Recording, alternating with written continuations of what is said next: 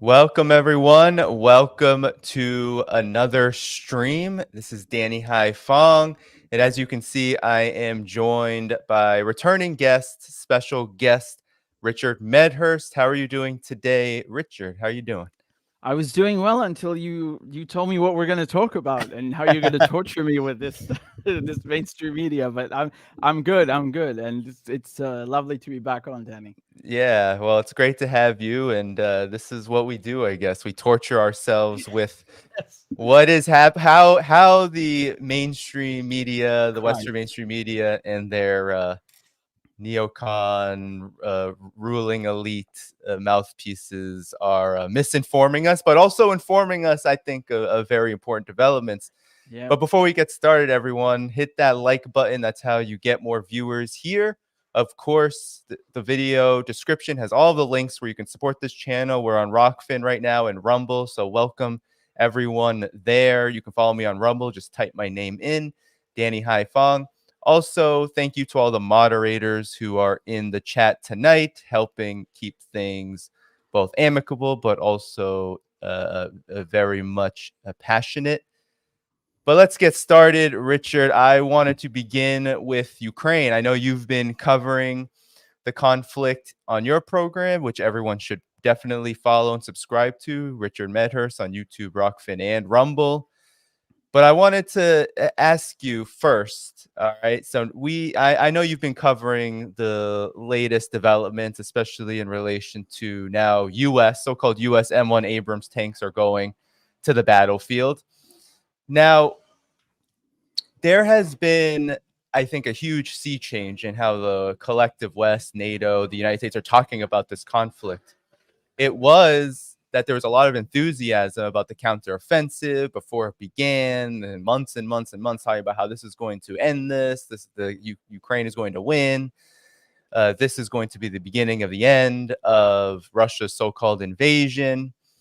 Now the mood has cooled quite dramatically, and the Western mainstream media is really a good barometer in many ways because there's story after story after story. I'm just going to show you one because I want you to react to this in relation to what uh, uh, what the collective West is saying and thinking. So here it says there's doubts on how the counteroffensive is showing that Western and U.S. militaries may not be training Ukraine for the right kind of war. So now I want to just scroll down. It says the slow progress of Ukraine's counteroffensive led to criticism of training provided by Western militaries. Some Ukrainian troops said the training didn't reflect the kind of fighting they have faced against Russian forces, raising doubts about whether Western militaries are training Ukraine for the right kinds of operations. But I want to actually go down further because here there's something really interesting. Okay, so some argue it says that Ukraine lacks the equipment to implement a Western doctrine properly, but Western military themselves would likely struggle to implement this doctrine under certain conditions. What is that? Well, it's throwing in armored columns equipped with Leopard tanks, Bradley troop carriers, um, just throwing everything you have, heavy armaments. And as we go down, okay, this is really funny. So, uh, what it says here, I need to just find this. It says here that where is this? The U.S. military, European nations such as Germany, blah blah blah blah blah. Behind this is a deeper war. The rest is prepared for a long war. Well, the point is here is that there is now I'm missing the quote because the quote itself is hilarious, but maybe we should move on. What they're basically arguing here is that all the things that you've talked about on your program, and maybe you can go over it. Russian defenses, here it is. In particular, Western militaries didn't tell Ukraine how to deal with obstacles like trenches, minefields, barbed wire, anti-tank ditches, and dragon's teeth. While Ukraine has made progress in penetrating the first and deadliest of Russia's 3 fortified lines, which I think is kind of questionable, these defenses have slowed the advance and caused heavy casualties. Russia is saying 83,000 now in the last couple of months, 17,000 this month alone. I mean, this is what you've been talking about, Richard. Could you? What's your reaction to this? It's almost word for word what you just covered.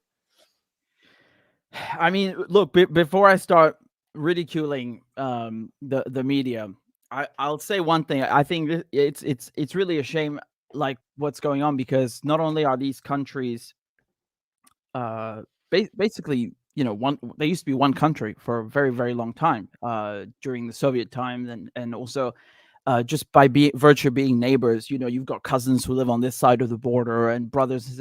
So it really is like fratricide. You're watching two neighbors kill each other so that someone in Washington or London can make a profit. And I think, especially the numbers you just mentioned, and all these young men that are being like dragged off of the street and forced into fighting. It is very, very upsetting and sad. I only know a couple of things about my my great grandfather, for example. He was shot in the head in World War I in the trenches, and lost his eye. And and I know a lot of nasty stuff about war. And then his son fought in World War II, and so I think this kind of warfare where you're seeing a repetition of World War I to a certain degree, not obviously it's not the Somme, but to a certain degree, where you have these young men that are killing each other in trenches with artillery. It's really horrible.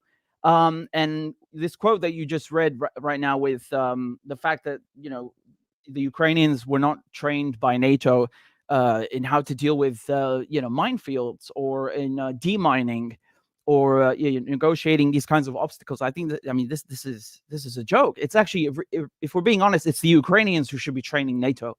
And I mean that because they are one of the de facto, they are one of the strongest armies in Europe right now. They are the ones that have any real combat experience. It's just ridiculous. I've read many accounts of Ukrainians who've been sent to Germany or sent to England, and obviously the Americans are running these courses as well in Germany and in England as well. And they're teaching them cartography, like how to read maps. Okay, this is a very lovely thing that you learn when you're in the Scouts, and I'm sure they already learned it once in basic. But these Ukrainians that are on the front lines, they're fighting with drones. They need to be taught how to use mortars. They need to be given shells to fire in mortars in the first place. They need to be taught how to penetrate trenches, and penetrate dragon's teeth, and penetrate tank traps. They don't need to be taught how to read fucking maps. Sorry, I don't know if you can swear on it came out naturally because of the frustration. I'm not trying to give NATO any tips here, but it really does show you how ridiculous this whole thing is. And I think I'm paraphrasing here what it said in the article that you just read, but they said something that Ukraine, they're not being given the right stuff. And I mean, they aren't being given the right stuff in terms of what they actually need, which are 155 millimeter shells, like for howitzers and artillery. And this is not me saying this. It's not, I'm not just like randomly making up a figure. I'm getting this from the Ukrainians, and I'm getting this from Western officials, and they are saying anywhere between 40, let's start at 27. Let's be conservative. We'll start at 27,000 artillery shells a day that the Russians are firing, all the way to 60,000 artillery shells a day, which is insane. Absolutely insane. That's every single day. So we're talking about production levels that we simply do not have in the West. And there's a very big plant in Pennsylvania, and I always laugh at this because it's in Scranton, Pennsylvania, like The Office. The Office, yeah. Michael Scott is running it, and Yes. it's actually the most Might as advanced. well. Yeah, really. It's funny because the Pentagon come and they give them like billions to upgrade their facility, which the plant owners are more than happy to take, right? Billions of tax dollar money. They're so happy to like take it. But even with that money, it's going to take them like decades, really, really decades, to catch up to the Russians. I would say 100 years if you actually sit down and do the math. I'm really not joking. Like the Russians, No, it's stocking up artillery and producing artillery like you would not believe. And it's kind of funny that the parallels here are kind of funny, that you really do have Ukrainian Nazis that the Russians are fighting. And yes, maybe no one is saying it's a majority of the Ukrainians that are Nazis. No, but there are Ukrainian Nazis that Russia is fighting against. And if we look at what the Nazis did, when they invaded the USSR with Operation Barbarossa, they screwed up because they underestimated. First of all, the intelligence did an absolutely horrible job at gauging, like, how many troops do the Russians actually have? What is, how well oriented is their economy towards wartime production, and so on. And so they underestimated the Russians. And then when you look at this analogy, which I often go back to, is that, let's compare the T-34 tank, because this week the American tanks have finally arrived in Ukraine, and everybody is making a big a lot of noise about, Ukraine needs the Bradleys from the Americans, and the M1A1 Abrams, and they need the Challengers from us in the UK, and they need the Leopards from Germany, because these are really advanced tanks. They're very good, like, as if the Russians don't have advanced tanks or something. And it's stupid for because the Ukrainians are actually, they've been training on Soviet gear for a century. They just don't have anything other than Soviet gear. So that's one thing I'll come back to. But I just want to say that the Nazis underestimated the Soviets, and then they made the mistake of thinking that if they invest in jet engines, and then you can go get a job at NASA. Also, if you're one of these Nazi scientists, which that, happened, they're going to destroy England with V1s and V2s. And then also they're going to destroy the Russians with the Tiger tank. And the Tiger tank, if you go look at a photo of a Tiger tank, it really is the most similar looking to the tanks that we have today. Not that, the T-34 isn't, but it just really is massive. They put an 88 millimeter cannon on this thing, and it is a formidable machine from an engineering point of view.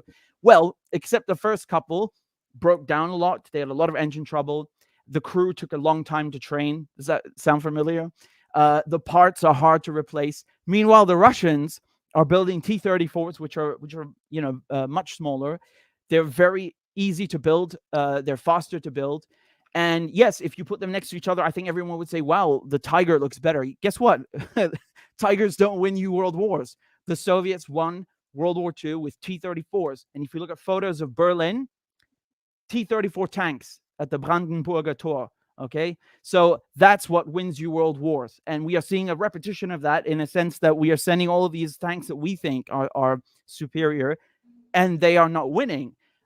These tanks, I mean, it really doesn't matter what you send the Ukrainians, because if you have a minefield, there's a minefield, and you have to penetrate that. And even if you did, by some miracle, I don't know how you could, unless you used a nuke. But then, of course, we're talking about nuclear escalation, and unfortunately it is heading that way. But I just want to say that you have so many layers of defenses. The Dragon's Teeth, which look like concrete pyramids, they are designed, their only purpose is to block tanks. So it doesn't matter what tank you send, it's not getting through. Even if it does, then it will fall into tank ditches. They use these bulldozers to, like, literally just dig a trench that is so wide that even if by some miracle the tank got there, it would just fall in and it could not get out anymore. And then you have the minefields, and then in the trees the Russians are hiding with tanks, with artillery. They can get you with jets, with missiles. It's an absolute nightmare, and it's sick that you would send young men to get their legs blown off or to die in these tin cans. For what? So people in London and Washington and New York, can make money. The weapons contractors and the arms manufacturers. That's what it's really about. So I think it is ridiculous from a military standpoint, and it's immoral from an ethical standpoint.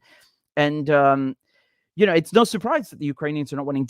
The Russians are not interested in advancing. The whole thing was about the Donbass and the regions of eastern Ukraine, where you have Russian Ukrainians, or if you will, ethnic Russians, who were targeted by the Nazis in Ukraine, who were vilified and discriminated by the government in Ukraine after the Maidan coup. And Russia's really succeeded in the task of just getting them protected and incorporated into Russia, where now they'll be safe. Now, of course, NATO is the other problem here, because NATO is not interested in stopping the war, and they just keep this thing going, and they think by adding Sweden and Finland that they're that they are going to intimidate the Russians. No, this is not the case. And if anyone's getting intimidated, it's actually us. We have a new defense minister in the UK, some fart no one's ever heard of. Grant Shapps. Yes. Yeah, and this idiot is boasting in the Telegraph that we're going to send British troops. Like, it's not enough that we're provoking the Russians. I was about to ask you about this, because Sunak just walked it back. Yes, yeah. So it's not enough that we are training Ukrainians in England, and the Americans are doing it too, and provoking the Russians. Now he was like boasting that we're going to send instructors to train them in Ukraine directly. I don't know what difference this is supposed to make, but obviously it's very provocative. I don't think, if Russia sent their instructors to Ireland, we'd be too happy. Irish people in Ireland doesn't make us too happy. So I can't imagine what Russians in Ireland would make us. It's funny how quickly he walked it back, because the Medvedev, who is the former Russian president and prime minister, and he's on the Security Council, he's just goes to Telegram. He doesn't give a crap. There's no press conference. Not care. It's on Telegram. And he says that they'll be ruthlessly targeted. And yeah, I mean, I hate to say it, but he's right. It is within the law to do it. We are provoking them.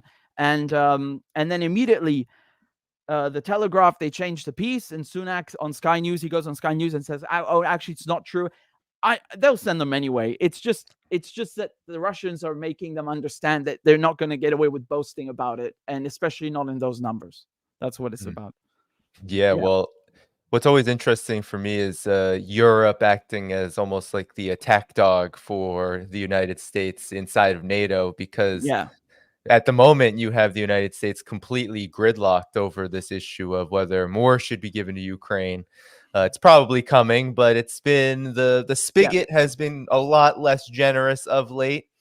But at the same time, you've had of course, you always have Jens Stoltenberg talking about how Ukraine's going to be in NATO, and then you had Mr. Shapps, the new, your new defense secretary, saying there's going to be training there. And now a lot of Western countries inside of NATO are saying that they're going to export arms production to Ukraine. Basically, the military contractors are going to... They can't even produce them outside Ukraine. Exactly. They're going to plant their flag and start producing these weapons. But I wanted to just go back to this article one more time, just to ask you about...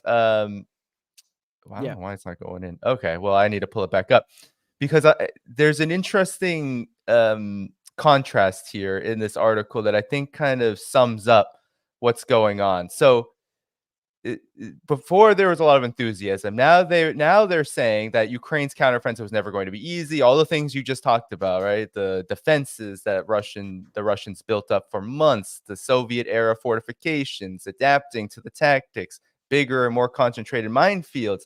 And then they say that that while they may lack the equipment to implement this kind of Western doctrine, as you outlined, they would likely struggle to implement this same doctrine themselves. So the question is, why in the hell has NATO pushed Ukraine to fight in this way? That's the big question, because it's been months and months. It was a lot of the people outside of the mainstream media who follow this conflict, like yourself, have been saying, no, you probably shouldn't do this. This is probably a mistake. This counteroffensive isn't going to be as grand as you thought it was going to be.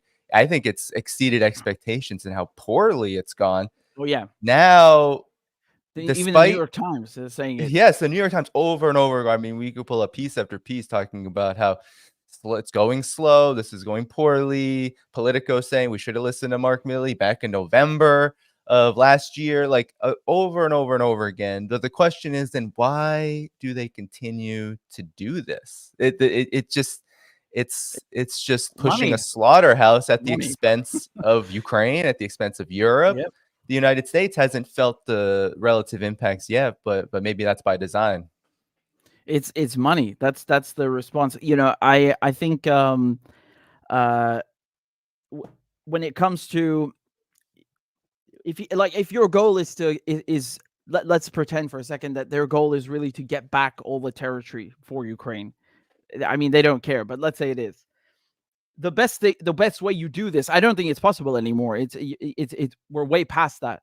But you should have done this with diplomacy. You can actually do a lot more in this particular case when we're talking about Russia and NATO. You can do a lot more just negotiating than you can now. I mean, this is really, really bad. I mean, like, diplomacy with the Israelis, negotiating with the Israelis, this is a different beast. A completely different topic. But in this case, it was better to do this beforehand to make sure it doesn't come to this. And the Russians actually tried this. Even Stoltenberg, who you just mentioned, was admitting that the Russians sent a document. He's talking about the security framework and architecture papers that they were given in I think late 2021 and around December. So and he thinks, like, he's so offended that the Russians said we don't want any more people joining NATO, and he also proudly, like, he says this as if it's a good thing when actually he's really just incriminating himself. And he says that, of course, we didn't sign this, and he finds it outrageous that the Russians said, for example, if Poland has, I don't know, French NATO troops in Poland on Russia's border, Russia will take issue with that because these are not Polish troops, and they shouldn't be there. It's considered aggression, right? So that's what Russia was also saying. They're basically saying, like, okay, obviously we cannot pull you out of NATO. You guys are already in NATO, meaning the neighbors.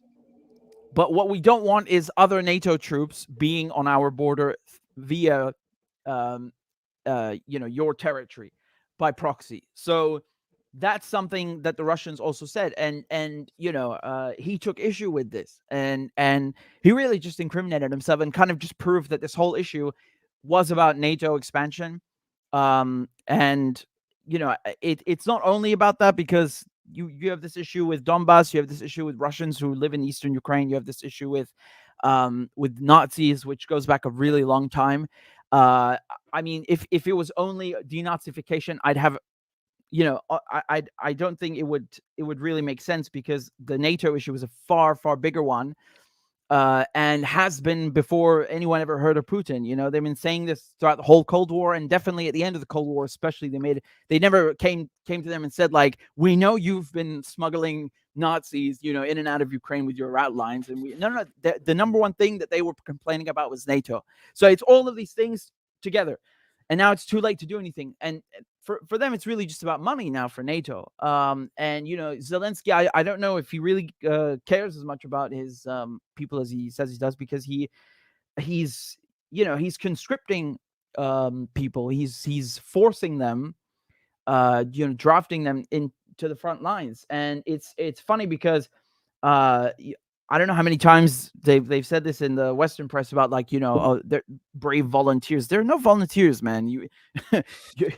You're a male. You're going to the front. That's it. And that you can also say that, well, that's true of the Russians. I mean, no, it's not. It's not true, because the Russians have not done a full mobilization. They did a partial one. I actually, I know one of them who left the country, and I don't blame him, because he already wasn't. He already did his service in the military, so you can't come and blame him now. But it's just ridiculous to propagandize people in the West into thinking, like, well, everyone at the front in Ukraine is a volunteer, and they're going there just because, like, they're not fighting for themselves. They're fighting for Ukraine and for all of our democracy. And no, Ukraine is a corrupt country. I mean, every country in Europe is, but especially corrupt. And this was, commonly said, that it not only has corruption, it has Nazis. No one had a problem saying this on the BBC. No one had a problem saying this on CNN until last year. And now all of a sudden, like, we're supposed to just send billions and billions worth, of dollars and pounds and euros worth of weapons. And I just want to say something that this how Al Qaeda was created, where you had the Mujahideen splintering into Al Qaeda and having all of these resources. And yes, Osama bin Laden was already rich. We know that. I'm not talking about Osama bin Laden only. They had a lot of funds and resources at their disposal and training that they had received from the CIA. And then 20 years later, we're supposed to cry and weep because America are now the victims and so on. And I think everyone actually did until they invaded Afghanistan and Iraq. Then people started not feeling so sorry for because of that, and that was a mistake, because then they used this excuse of Al Qaeda to destroy the whole Middle East, and now the toll, the victims it's no longer New York. We're talking millions of people in Iraq, in Libya, in Syria, all over the place, in Yemen, in Pakistan.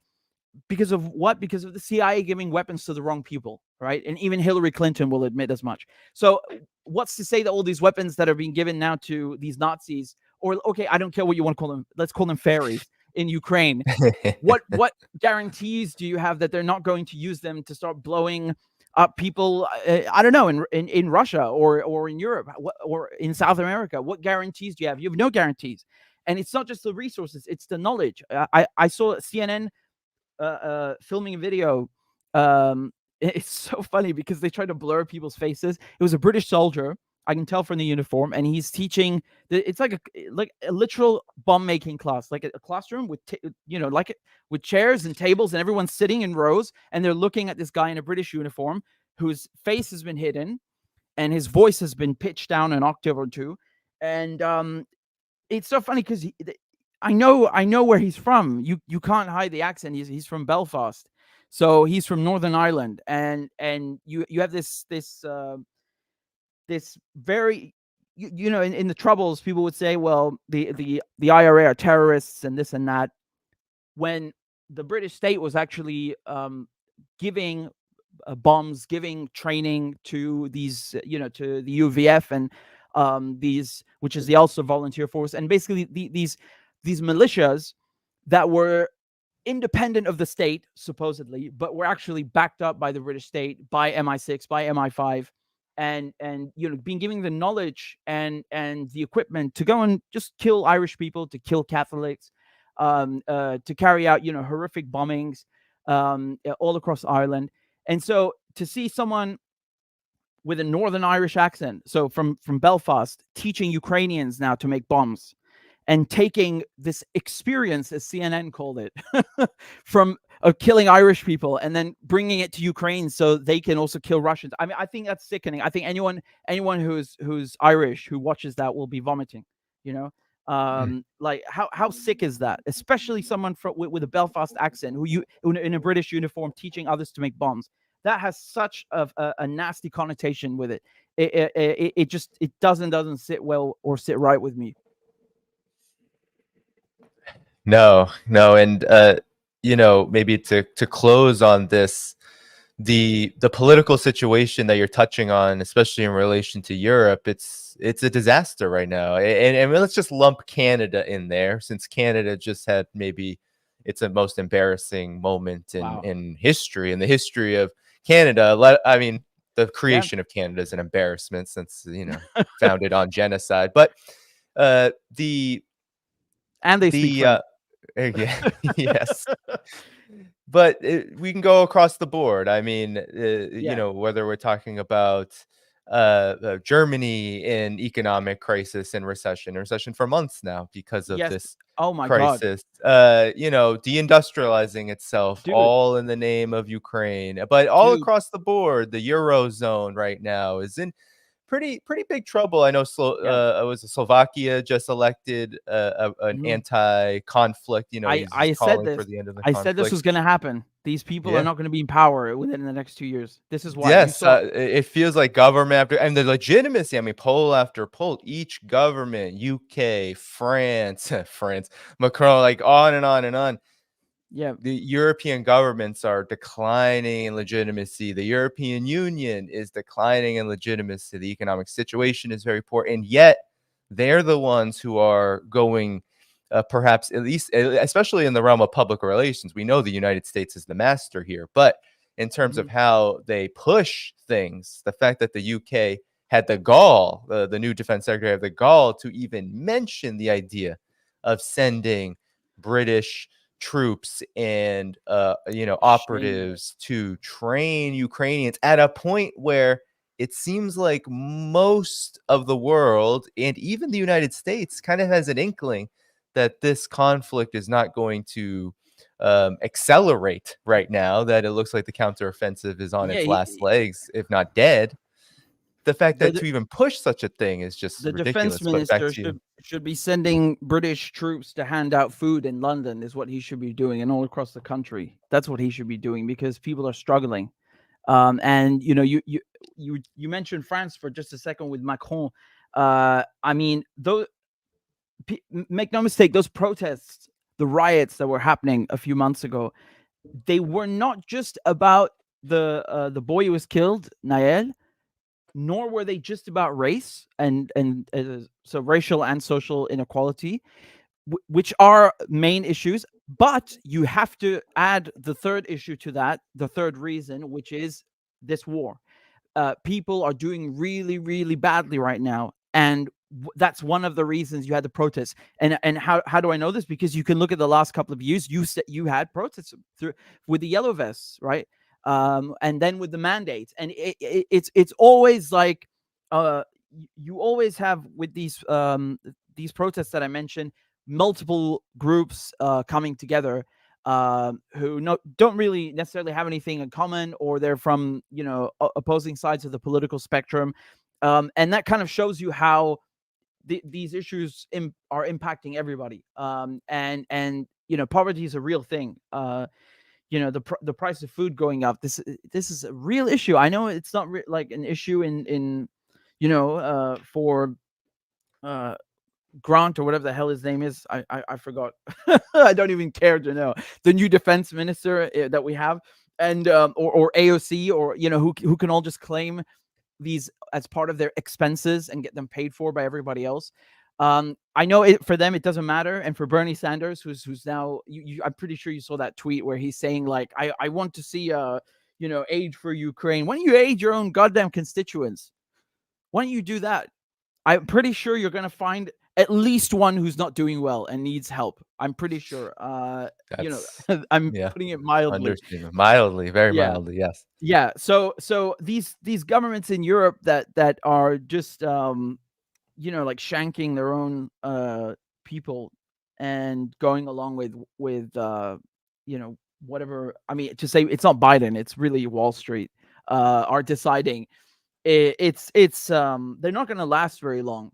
I mean, Macron is so funny because of Niger, but that's different subject.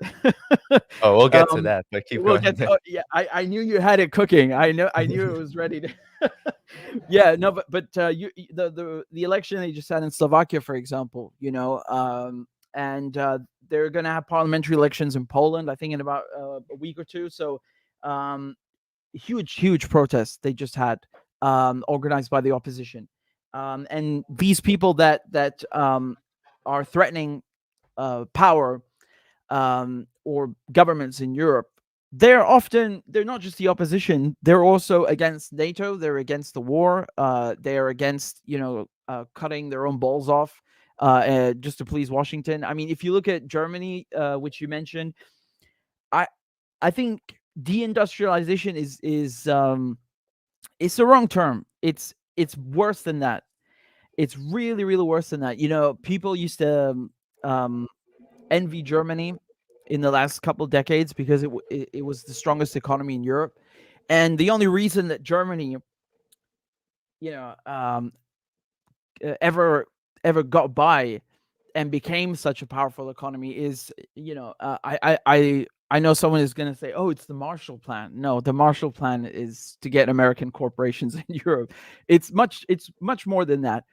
It's Russian gas. You cannot build, an economy where 50% of the GDP is based on exports without cheap Russian oil and gas. And without this lifeblood, the country and the continent are destroyed. And I think, when they destroyed Nord Stream, when the Americans blew it up, I mean, that it's really an act of war. I think when people fail to not only acknowledge who did it, but to protest against that, it's game over, because that's when, it's like emboldening them to do more and to keep going. That should have been the last straw. That should have been the last straw. Because this is a symbol of not just economic partnership, but it's meant as a remedy to what happened in World War I and II. That, okay, like, we're not going to kill each other. We're going to have not just trade, but a really expensive piece of infrastructure, a literal bridge, an actual bridge between us, that gives us incentive not to fight with each other and to grow each other and help each other, and nurture our economies. And because the United States, for many not generations, administrations, have been saying they're against Nord Stream 1 and 2, and you can pull out whatever clip you want, Condoleezza Rice or Biden. I mean, they're all neocons. They're all neocons, and so they've always said they're against Nord Stream. Why? Because they want to sell their own liquefied natural gas, and because they don't want to see too much fraternizing between Germany and Russia, because they want to keep Europe down, right? And destroy Russia. So this doesn't work for them. And slowly but surely, they made sure that they got rid of Nord Stream. And I remind you that they actually made the Germans. There was this press conference where Biden was standing next to Scholz, who is, I mean, to call him a chancellor is a joke. He's like a wet sock or something. And he's standing there, and Biden, who can barely speak, is speaking right for in him, front of him. Yes. right in front of him, like, and in his own country, right, and deciding for him that Nord Stream. Even the fucking journalist was like confused, like, it's a Russian-German project. What's it got to do with you? And Biden made the threat, like the mob. He said, like, we will put an end to it. And you could see right there and then. And I don't want to go all obsessive. Like, you have these people who sit there and just like analyze every single time someone moves a finger. Oh, look at his body language. No, but this is something else. This is something else. It was very clear what's going on here. And I immediately noticed it. And I always bring it up because it's very important. And he delivered on the threat, did he not? So they took out Nord Stream, and we know they did it. And there are very, very few actors in the world who have not only the knowledge, but the incentive to do it. The UK and the US are really the only two I can think of who can pull that off.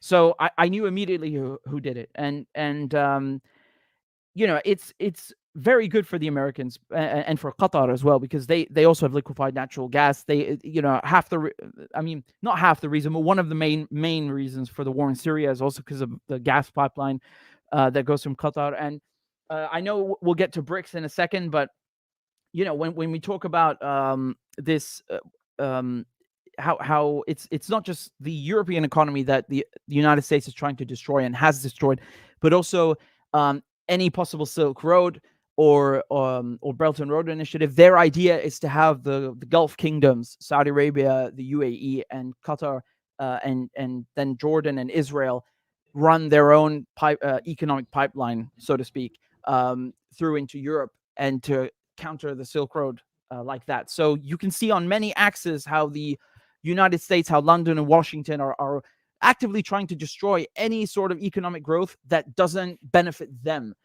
For them, the war in Ukraine makes money. BRICS doesn't make them money. BRICS makes them lose money, right? Russia and Germany, cheap gas for Europe makes them lose money. So, this is a reason behind the destruction. Of course, it's mostly about money, but it's also ideological, because as I said, and as you mentioned before, they are neoconservatives, and they think that they should be running the world and deciding for everybody else. And in this kind of ideology, there's no room for independent decision making in Europe. Well, when you mentioned Biden's, when he said that in February 2022, and we can quickly listen to it, but I wanted to just, before we do, just say, when it happened, perhaps some those with naivete, like on high, could be like, well, there are many ways you can shut down a pipeline, right? You can politically push Germany to just not get it going because it hadn't yet launched. Number two had not yet, been operative yet. And then you could get maybe Germany to shoot itself in the foot and say no with sanctions, etc. However, it then happened. It Right. happened. Then it was blown up. So it's obvious that everything was on the table. We know what Seymour Hersh said in terms of sources, his source telling him that this was planned well before the Ukraine conflict. And it really is an active war on Germany. And just listen to how Biden talks. This is what he had to say. If Russia invades, that means tanks or troops crossing the border of Ukraine again. Then there will be no longer a Nord Stream 2. We will bring an end to it. How will you do that exactly, since the project and control of the project is within Germany's control? We will. I promise you, we'll be able to do it. I mean, That's it. I promise you, we will be able to do it. This is in front. Olaf Scholz is right there. Right next to him. Right there. Yeah. This is Again, this is a joint conference. you don't need Seymour Hersh to figure this out, but it does help. So I'll also add one thing, that the reason Nord Stream 2 had not been operable yet is because they obviously needed to complete the verification process. It's Germany, so it's very bureaucratic, and it was delayed because of the United States, but it was finally done. And then they used the sanctions as a pretext. And remember, the war started February 22nd. February 24th on 2022. It's on February 22nd, so 2 days before the war began, where they canceled it. Russia had not invaded Ukraine, and they canceled it. So right. There was a whole lot of, I remember there was a whole lot of bluster, right? Russia's mobilizing troops. We need, and then lethal aid was sent to Ukraine because it could happen any moment. Intelligence, and then Germany said, "All right, we'll bite the bullet for the U.S." And with the other thing, which is funny, is that with the other pipeline with Nord Stream, I mean, this is the one that Germany had used for the last couple of years to sustain its economic growth and to be the number one economy in Europe, among other things, right? But Nord Stream 2, as the name implies, was not the first one. And I want to say something about Nord Stream 1, because both were destroyed. And then you have people who, are an embarrassment to themselves, who think that Russia blew up the pipeline. Russia cut the gas already. There was no gas going through, because the Russians, they were saying that, oh well, it needs repairs. They were lying. There were no repairs needed. They were saying this because they want the sanctions lifted. It was a response to the sanctions. Then this didn't work. So the Russians just straight up said, okay, we are stopping the gas because you're trying to screw with us and our bottom line, and you're violating our agreements, and et cetera, et cetera. So, I mean, there was no gas anyway. I don't understand what the point of blowing the pipelines up was, but I would be, I just don't understand people who think that the Russians would do this to themselves. This is, it's not even worth contemplating, really. It's so ridiculous and far-fetched. It's like every time they stub their toe or they drop a glass, it's Russia's fault. Russia this. Grow up. Really, they sound like Nazis or something in the 1930s. It's like everything is the Bolsheviks. Indeed. It's them. Yep. And the scandal is that the United States committed an act of war on Germany, which is a whole other, in all of Europe. This is a whole other level of escalation in the politics of war that we had thought was put into the past. at the end of World War II when the United States became the I think hegemon. Russia might have been thanking them because in the end, the price of gas and oil went up even before they blew it up because of the sanctions, and Russia is just raking in money. It's really funny, honestly. If because they were so hell bent on having a price cap, and then they had these sanctions packages. Jesus Christ, like what a it was actually pain for me to like follow these goddamn things, right? That they were coming out with the EU, but it was funny because they were screwing themselves and shooting themselves in the foot so much. Like the Russians just made more and more money every time they said anything. Price of gas went up. Man, what a joke. And then you have Zelensky. So this political crisis includes Zelensky now. We have for the entirety of the conflict been bombarded with propaganda about how Zelensky is this leader of democracy. Look how strong he is. Oh, You yeah. remember early in the conflict, first 6 months to a year or so, all we got was, look at his fatigues. He's so courageous. He's on the battlefield. He's the leader that we always wanted. But you're a student of neocolonialism, Richard, and it was always quite clear that he was the mouthpiece and the puppet of the United States and of NATO. Now, though, a lot has changed for Zelensky. He came to Washington. He came to the UN. New York Times was publishing, hey, Zelensky, you got to be grateful to your masters. You need to talk to them in proper tone, maybe put on a suit once in a while. And then he ended up doing the exact opposite. He lectured at the UN. We need more. We need more.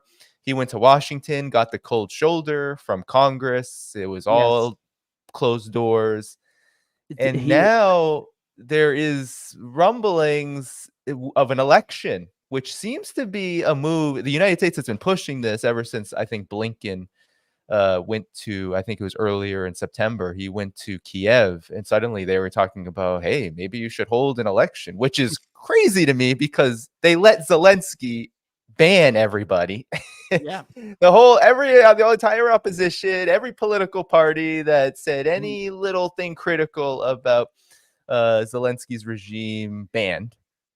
And now the United States is pushing elections. And then you have Zelensky's wife go on 60 Minutes and say, if he runs, we don't know if Ukrainian society will want him. I'll support him either way.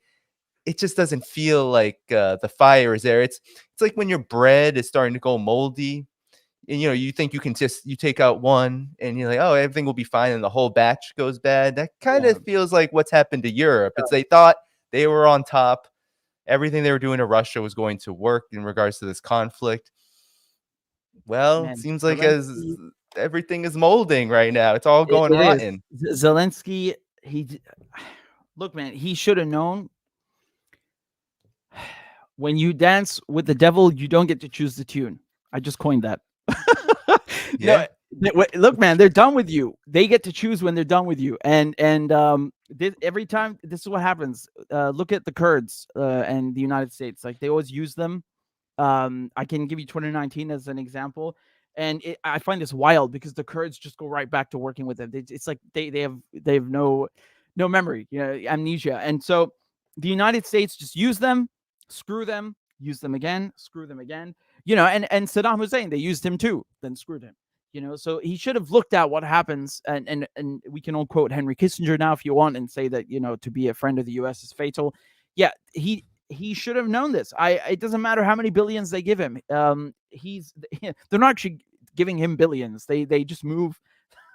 They just move from Washington to Wall Street. That's it. They don't leave the U.S. The weapons maybe leave the U.S. or the warehouses, but the money doesn't. The money is just changing hands in the West. So, it does seem like the fire is not there anymore. And Zelensky is I mean, his whole trip to the U.S. was a disaster, especially that finale in Canada, which we'll get to. But they really gave him the cold shoulder in Congress. They were rushing to have him speak. You remember when the war started? Oh, we want you to speak in the Knesset, in the Israeli parliament, right?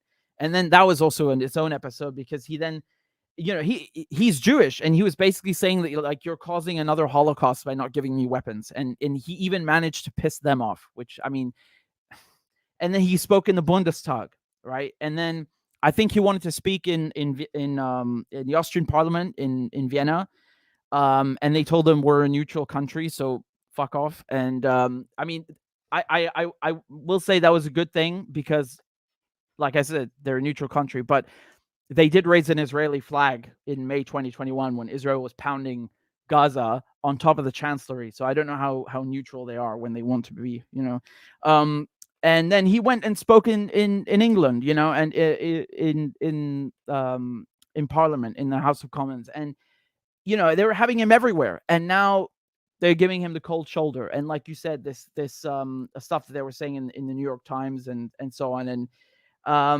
I think when as soon as it becomes apparent to Wall Street that they've made enough money or they're satisfied, and they coordinate with Washington, they will be done with Zelensky as soon as they as quickly rather as they made him a star.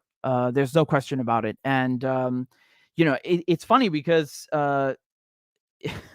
you look at this the tone with, oh well, Putin has to go, Assad has to go, and none of this comes true. It's really just a losing strategy that they have. And I know that it's this is just one conflict and so on, but the problem is that it's on such a scale that you're seeing the whole West decline economically and politically. And so this is a good thing for those who are living under neocolonialism, as you mentioned, because for them, when the West is strong, that meant slavery for them, plundering for them.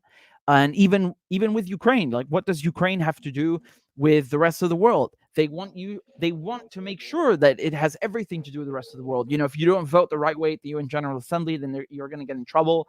Imran Khan, for example, man, that is its own scandal. They got rid of him just because he was buying gas and wheat from Russia. And he didn't vote the right way at the UN. Also, if you look at the grain deal with this grain corridor, I mean, this made me so angry as well, because they are making African countries, or Yemen, for example. Yemen gets a lot of its food from a lot of its grain from Ukraine and from Russia. And so the war impacted Yemen. Like, everything bad that happened to Yemen, they had. So the oil embargo from Saudi Arabia, the war that's been going on for years.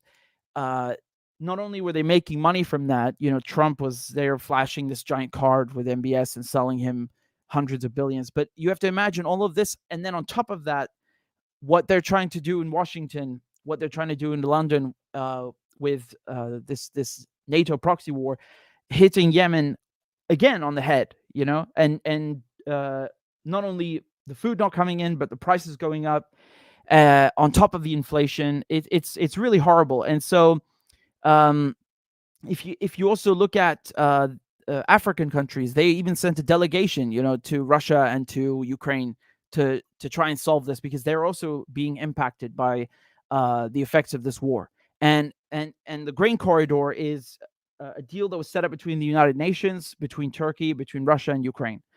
And so Russia and Ukraine didn't actually sign anything together. Russia signed it with the UN and Turkey, and Ukraine did the same, right? So so they but it is all four parties in the end, and it's just separate documents that make up one deal. And then you had a repetition of like the Iran nuclear deal, where you have the Russians or the Iranians they're holding up their end of the deal. The Russians were allowing ships to go through. They were getting inspected in Turkey. And by the way, when they were inspected, you basically have a one representative from all four parties, from the UN, Turkey, Russia, and Ukraine.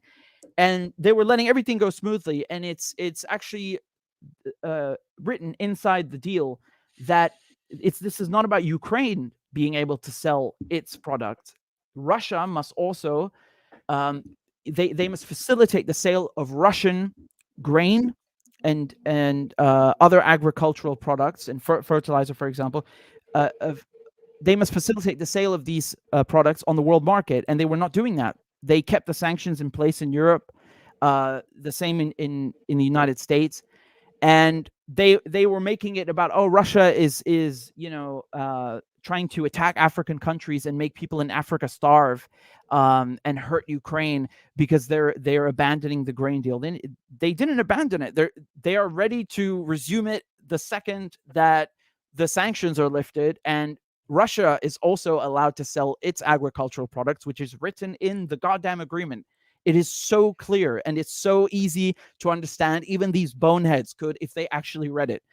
So you have, again, this repetition of, like with Iran. Iran, they did everything correct, and then Trump leaves, and even after a year after Trump left the agreement, they're still doing it without a single change. Then they were like, oh, okay, well, screw this. We're going to go from 3.67% enriched uranium to 20. Oh, you're going to kill Soleimani? Okay, let's do 40%. And it was always tit for tat. Oh, the Israelis want to blow up Nato'S? Okay, we're going to raise it even more. And now they're at 60. And then they make it sound like, Iran is they're just trying to cook a nuclear bomb in the basement or something. No. This is provoked.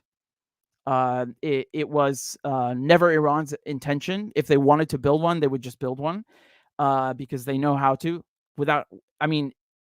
If you had to pick one country in the world right now that could build a nuclear bomb and doesn't have one yet, and could do it very easily, it's Iran. But the thing is, Iran is under surveillance 24/7 with the cameras and the seals that they have and the inspectors. So they're not building one. So, but they could if they wanted to, and that shows you how stupid it is. Especially, you had this prisoner swap last week, and they were going insane on Fox News. This is something that's funny with Republicans, because they're very against the proxy war in Ukraine, but then when it comes to China and Iran, Everything else, yeah. Come on, let's go. Let's go everywhere else. We have other priorities. Come on. Exactly. So, Zelensky will go as fast and as quickly as he came, and and then they will move on to these other priorities that Republicans have, like destroying China and Iran. But they will be in for a big shock. Oh yeah, and they created a monster. I mean, we have to also be on, like, unlike, let's say, Ahmed Karzai or some other U.S. client, or one of the many, client dictatorships in Haiti, for example. Just dispose of them. It's done. It's over. We don't, no consequences. Of course, a lot of people suffer, but no consequences. Right. We just can cycle through them. And with Zelensky, it's going to be different for this conflict, because they created this monster. He's a public face. He's not just any old puppet. He is the face of this conflict. That's true. And that matters a lot. It does. I think there's already not only is there low morale in Ukraine around, amongst the troops. Reports are that there are thousands upon thousands surrendering in groups now, not just individuals. Now there's thousands surrendering in groups on the front line. But you also have the fact that I'd surrender too if Putin was on the other side. I can tell you that. Yeah, no, I wouldn't. I'm not dying for Halliburton. I don't give a crap. Yeah, I would. Between being imprisoned, disappeared, or going to the front line, I might choose the latter or the former. I mean, if I were in Ukraine right now. But the point is in the collective West, in the Western countries, you get rid of Zelensky. The minute that happens, the entire conflict will change to a big degree. It will have to mean that there's other changes afoot.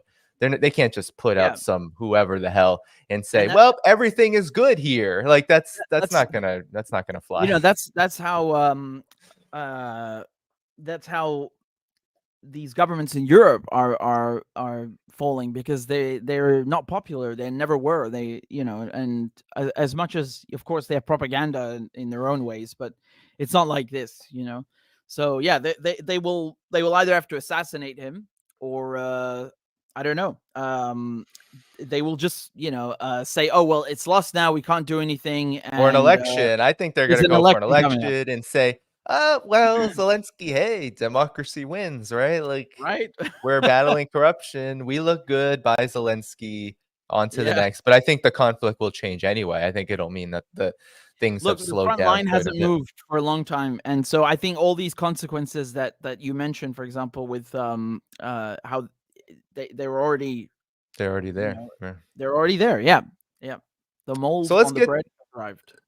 exactly. Well, how about we now shift, because we've talked a Yeah, long time about Ukraine. We have a lot of other things happening in the world that sometimes get maybe not enough attention. But maybe we can start, because I know you love, for good reason, to rail on France. France has had a tough time, I would say. France has had a really difficult time, at least in terms of its political elite, led by Emmanuel Macron. Of yeah. course, there's been the row. We can just begin with the row in Niger. I mean, all Oh, across the West, in West Africa and the Sahel, it's been a disaster year after year. There's a coup, Mali. Now you had Niger in July. You had Burkina Faso a little bit before yeah, that. These countries have taken a really tough stance on France, to the point that actually French troops have been kicked out, I believe, of yeah, Niger. yeah. This is after that whole. You know, I don't even know what the joke about the ambassador being imprisoned or not imprisoned. And so, tell us your you can thoughts see I'm just about waiting. I can't Niger. wait. Yeah, go off on Niger, because I think that this doesn't get enough attention, but it feels to me like a pretty huge development. Maybe It is. one of these developments in Africa that signals something pretty big, and that's Yeah. in a really good way. So to I you. think I would describe it as definitely I describe it as decolonization in real time, and because it really is like genuine decolonization. Niger got its independence in the 60s, supposedly. It didn't. I mean, the French have been controlling it really since 1890. So we're talking about 130 years. And especially if you consider that the French, they developed nuclear weapons following World War II, shortly after the US and Britain.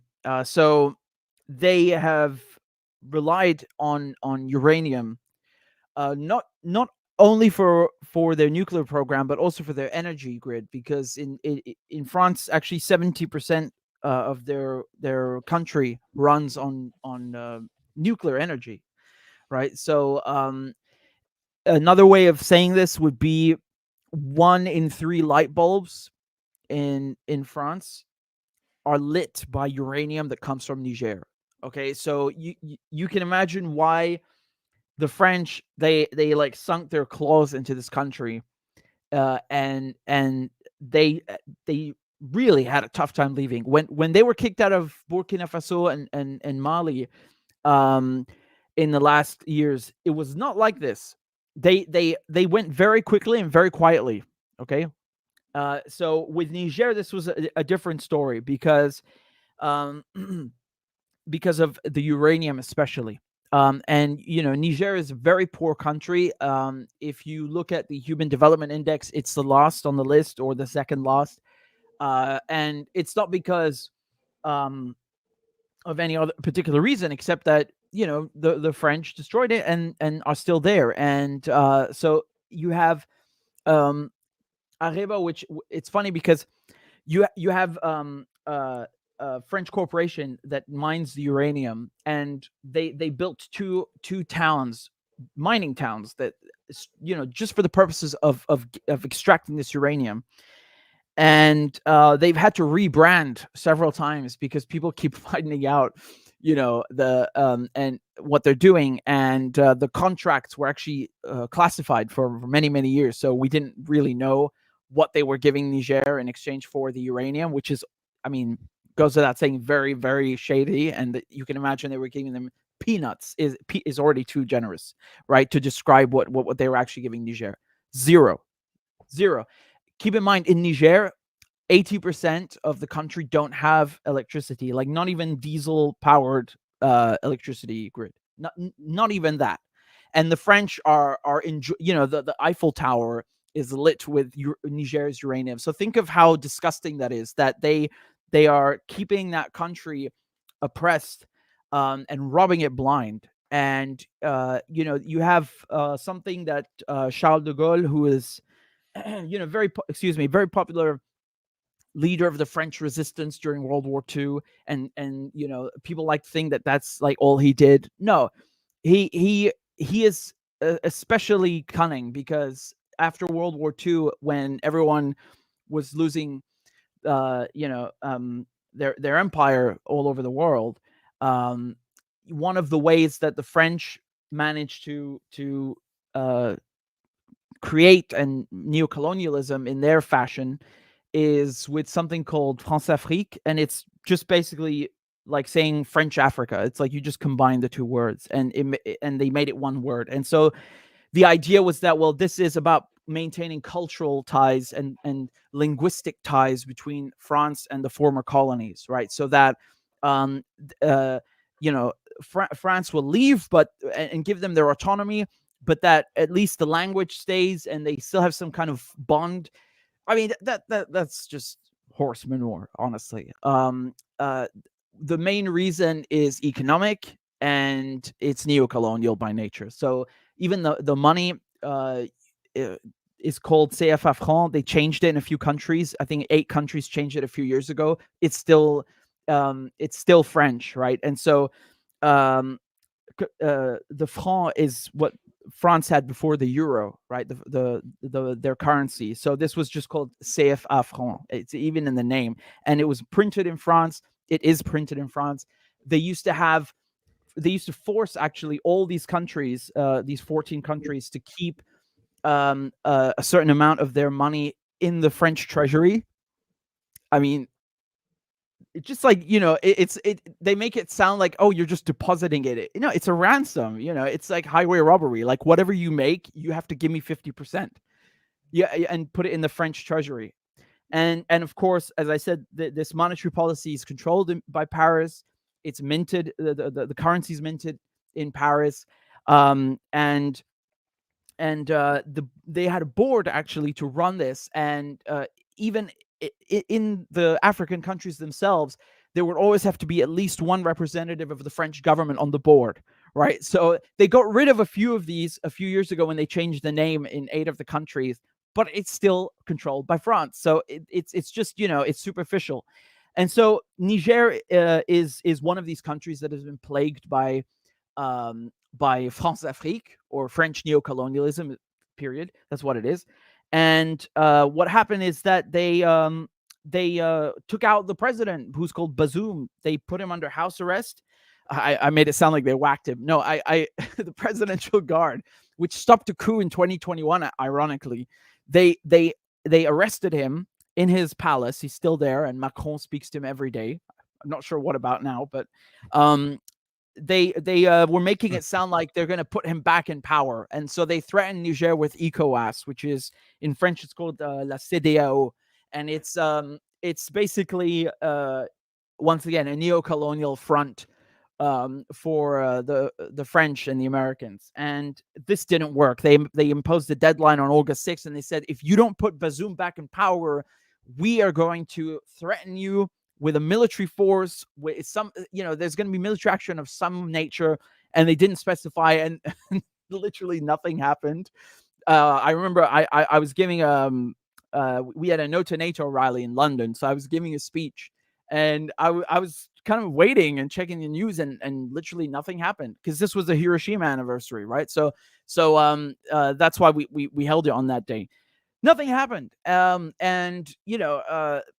then it became clear that the coup leaders, who are once again the presidential guard, the things are are in their going in their favor. And one of these people is actually a general who's been groomed by the Americans for a long time. So from around 30 years, this guy, he's been, in touch with the Americans.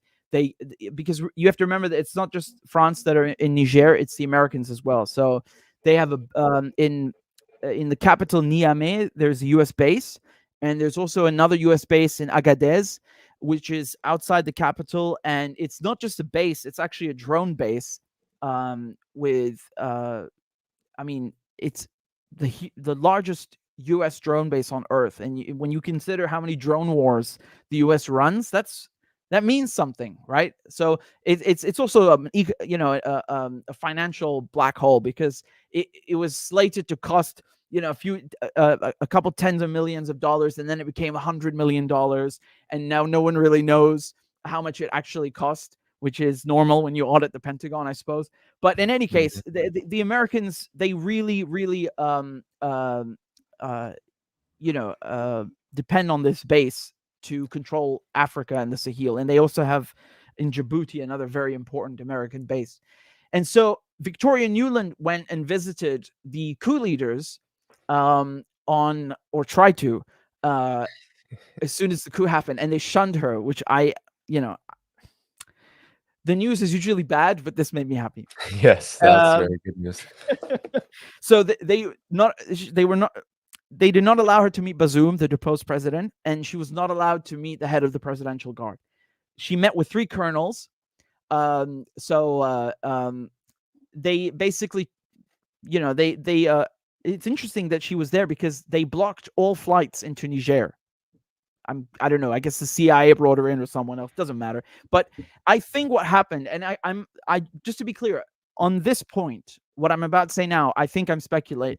I'm not sure. I'm just speculating. But I think what she did is that she told them that the United States has no problem with them kicking out the French, but they want to stay in Niger, and they will only stay in the base in Agadez. Because if you look at the language and their actions from the new government in Niger, they have never asked the Americans to leave, which is a bit weird, right? It does make sense though when you understand that it's France that's the colonial power in Niger. So the stigma that comes attached with having French bases and French companies there is way bigger than anything to do with the United States, even as bad as the U.S. is in Africa and the Middle East. It's just worse. So the protests that were happening outside the military bases, they happened in front of the French base in Niamey. They didn't happen outside the U.S. bases. And as I said, no one asked the Americans to leave. So you saw 2 weeks ago, the Americans repositioned, as they said, their troops. They moved them from the capital into Agadez. They have about 1,100 troops, whereas the French have 1,500. It's not a huge difference, right? But I think this drone base is so important for the Americans that Nuland went there and tried to negotiate some sort of settlement. And we saw this before when the Americans, stabbed the French in the back in terms of AUKUS. So the deal was that France would build diesel-powered submarines for Australia.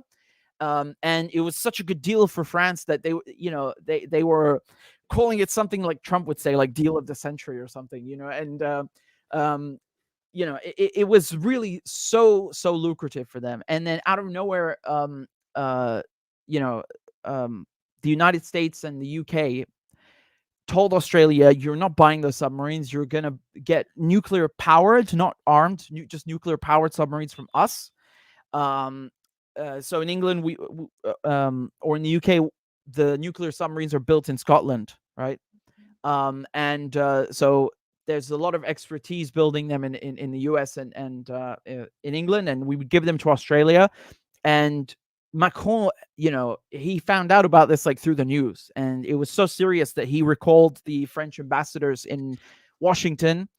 I don't think the one in England. No, just in the US and Australia. Yeah, he recalled those two. And that's the last step before you close your embassy. So it's very, very serious, Mm-hmm. That was a real stab in the back. And I think I think this is what Victoria Nuland, who is a queen bitch, and we know what she did in Ukraine with the Maidan coup. I think that's what she did.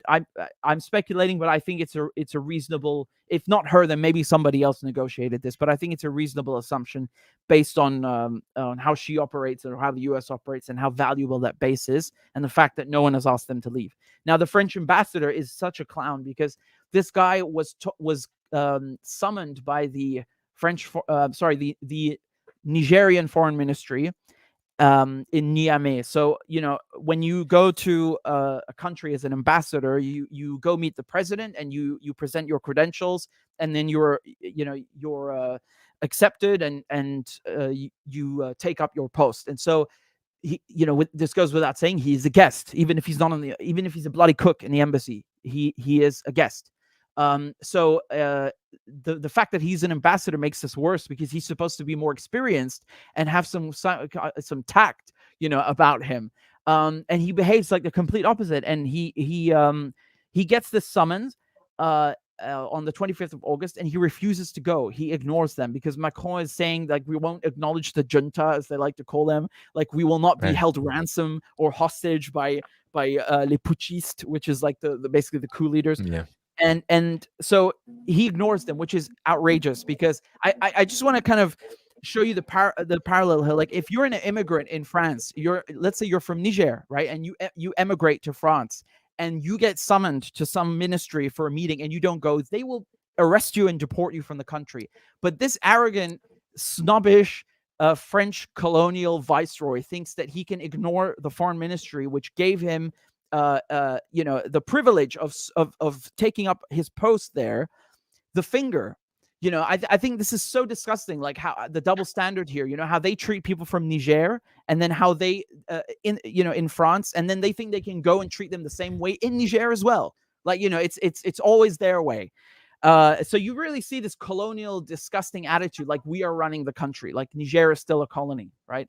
So he doesn't go, and then they obviously they were gonna dress him down, because you don't get summoned to the foreign ministry as an ambassador very often in that way. So yeah, but they just wanted to talk at first, and then because he gave them the finger and Macron was encouraging him, he gave a conference. There was a conference in Paris for all his ambassadors, and he was saying, I support the ambassador in Niger, and we will not recognize the government. So it was very clear what they're doing. And then they said, get out. You have 48 hours to leave the country calmly with your family. And he ignored them as well. And then they said, look, your visa's canceled, your diplomatic credentials are canceled. So, whatever protections he had as a diplomat are gone. And it's their right to do that, because it's their country. They're under no obligation to accredit him. So they kicked him and his family out, and they notified the police to arrest him and deport him. And he went and hid in the embassy like some child. And Macron is like cheerleading him, and then saying he's a hostage. This poor guy, he has to eat military rations. Well, you put him there. He's not a hostage. He's a guest in the country, and you spat in their faces. So, no one's holding him hostage. You are, actually. And then all of a sudden, Macron does an interview on TF1, France 2, and he says, like right at the end of the interview, like just casually, like, oh yeah, I'm recalling the ambassador and we are leaving Niger by the end of the year. So that's really, really a funny character, just a summary of where the French are right now. I think they got shanked by the Americans, which makes this even funnier. And they got put back in their place. And I will only really, really say that the French left Niger when the uranium is no longer mined by the French companies, because I think that is as bad as it is to have 3 French military bases there. That has really crippled Niger's economy and kept it underdeveloped for such a long time. So yeah, and keep in mind, eight coups in 3 years in former French colonies. That if that's not like a middle finger to French neocolonialism, I really don't know what is. Yeah, we'll have to keep an eye on Niger and Burkina Faso and the policies that they institute following these massive shifts in political leadership. Yeah. And maybe to close on this, Richard, What do you make of the fact that since Newland's visit, the United States has been quite quiet on this? Do you feel like, given the United States' expanded role in this region in particular, through the Africa Command, that they're going to try to maneuver in a way to make this work for them? Because I think the reason why they're quiet is because, unlike other coups, maybe these coups are not playing ball in the same way as Newland found out. But what do you make of the silence over this? I get why they'd be silent over France, because, as you say, the United States looks for any reason to shank their so-called European allies. I mean, There you go. that's happening in Ukraine. That's happening in so many other instances. But in this case, in terms of United States' interests, like, how do you think they're trying to play this right now? And do you think it'll work? Well, I think they physically backed off to show they're not, like the French, or trying to impose themselves by withdrawing from the capital and going away to Agadez. That they really physically backed off. I think it's if you're the United States and you have this huge drone base there, and you're trying to control Africa, as you mentioned, with AFRICOM, which is Africa Command, and they have so out of 54 countries, 50 African countries out of 54 have American, as they call them, military attaches there, which is a nice way of saying the army. So the United States is very, very, very heavily invested in the Sahel region, and I know they say it's like about, oh, they want to fight jihadists and all this crap. Look, these groups, Boko Haram and Daesh, ISIS and Al Qaeda, they just didn't exist in this way and size before the United States and France screwed Libya and Iraq and Syria and Afghanistan and Pakistan. So this is a if it's really about that, well, it's their fault. Period. And I don't believe that they're there to clean this up, because why is Wagner Group being called upon to come and clean this mess up if the French and the Americans are so good at it? They're just not. And they're ineffective at doing it. And I mean, let's look at Syria. They made up a coalition for a while to fight ISIS. They had Jordan inside this coalition, and they were bombing everything. And it turns out they didn't do anything. And they were just, you had special ops running around and calling in airstrikes on civilians and dams and things like this. And the ones that really had to do the work and the heavy lifting are the Russians, Iran, Hezbollah, and the Syrian army. And so they didn't do anything at all. And you can see that as well in the Sahel region. And I'll remind you that in this interview, Macron said something like that, yeah, you've had more deaths because of ISIS since the July 26th coup in Niger than you've had in the last 18 months. And I thought that was chilling that he said this, because it felt like a veiled threat. And I found it weird that all of a sudden, these deaths from ISIS in the Sahel are starting to spike. And they had these bombings next door to Niger in, I believe it was in Mali. You'll forgive me because I don't remember exactly right now. But he is correct that the number of deaths went up. But I think it's because the French, just like the MI6 and the CIA do, they also run very, very dirty operations. And I'm not going to say with certainty that they're behind it, but I would not be surprised, because they want to do everything they can, and they tried everything they could. You saw this with the ambassador, so why wouldn't they do it in other domains to just justify their presence and make sure that they can stay by saying, look, how many people are dying? You need us to help you fight them, and so on, right? So the Americans did this to go back into Iraq. They also used ISIS as an excuse.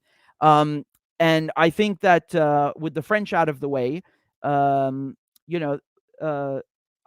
Americans, I think they don't care so much about their base in Niamey as they do about the one in Agadez. So that one, and Djibouti, which is in the Horn of Africa, which is on one of the most vital shipping lanes, the most vital shipping lane in the world, if you will.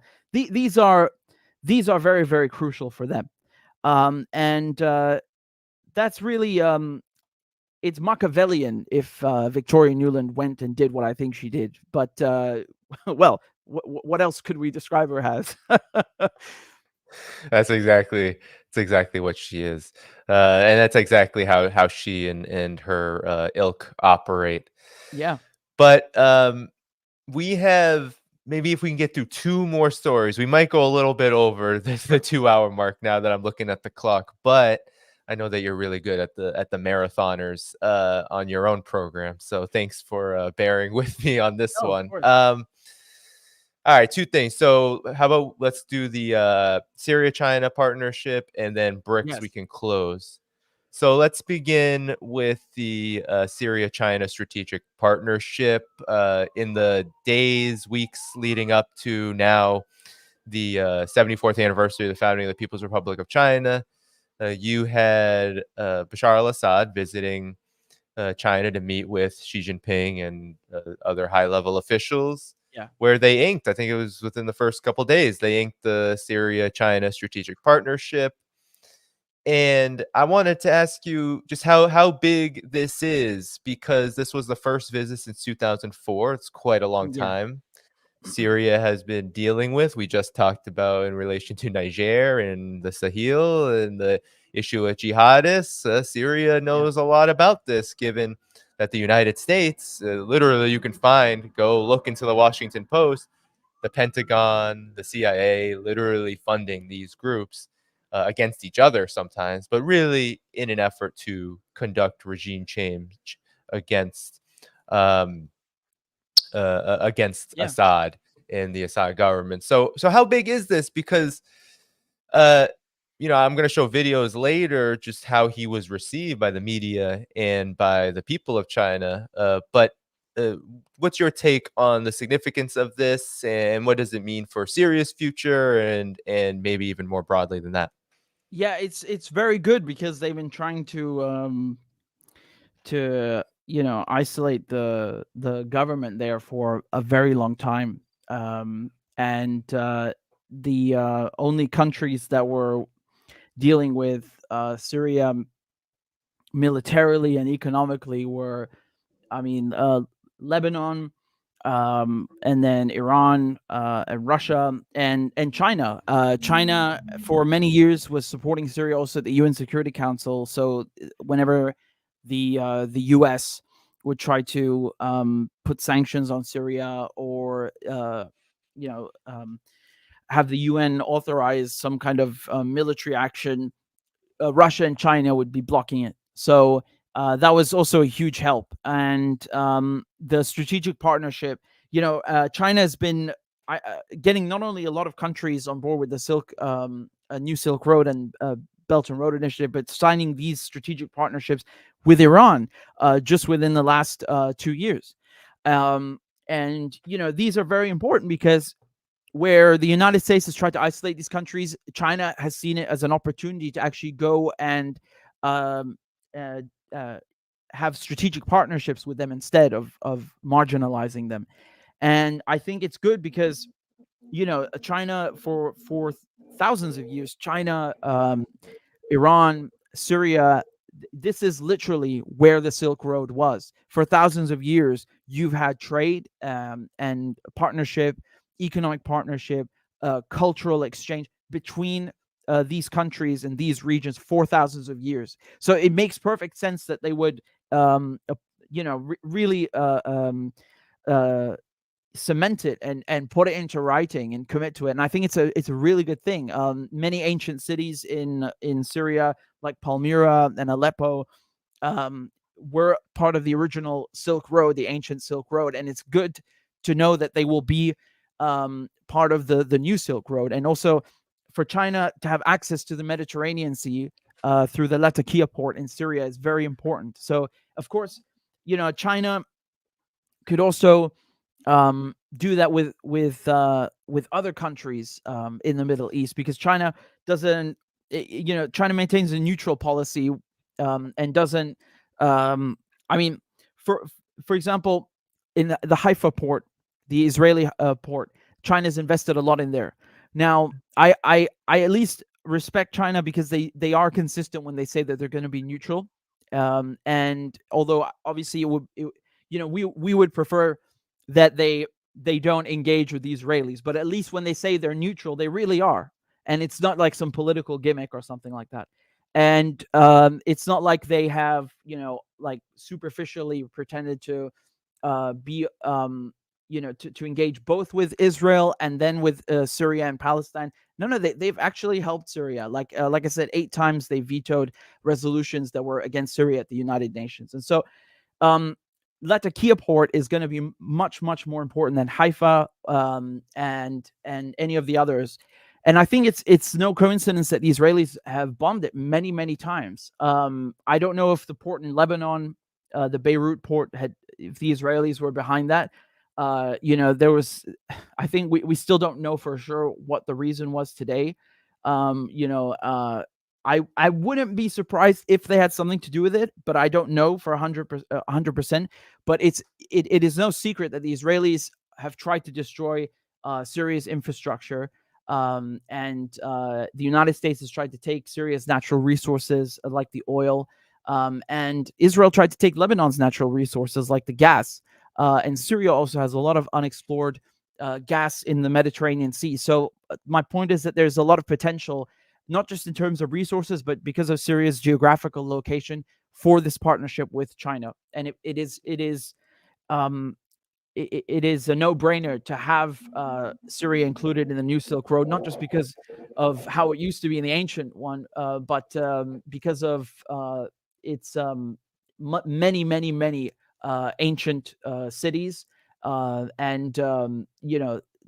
This is, after all, if you look at Iraq and Syria and Mesopotamia, this is where what is called the cradle of civilization, right? So agriculture, writing, everything, all the 3 major religions, so Islam, Christianity, Judaism, they all have roots here.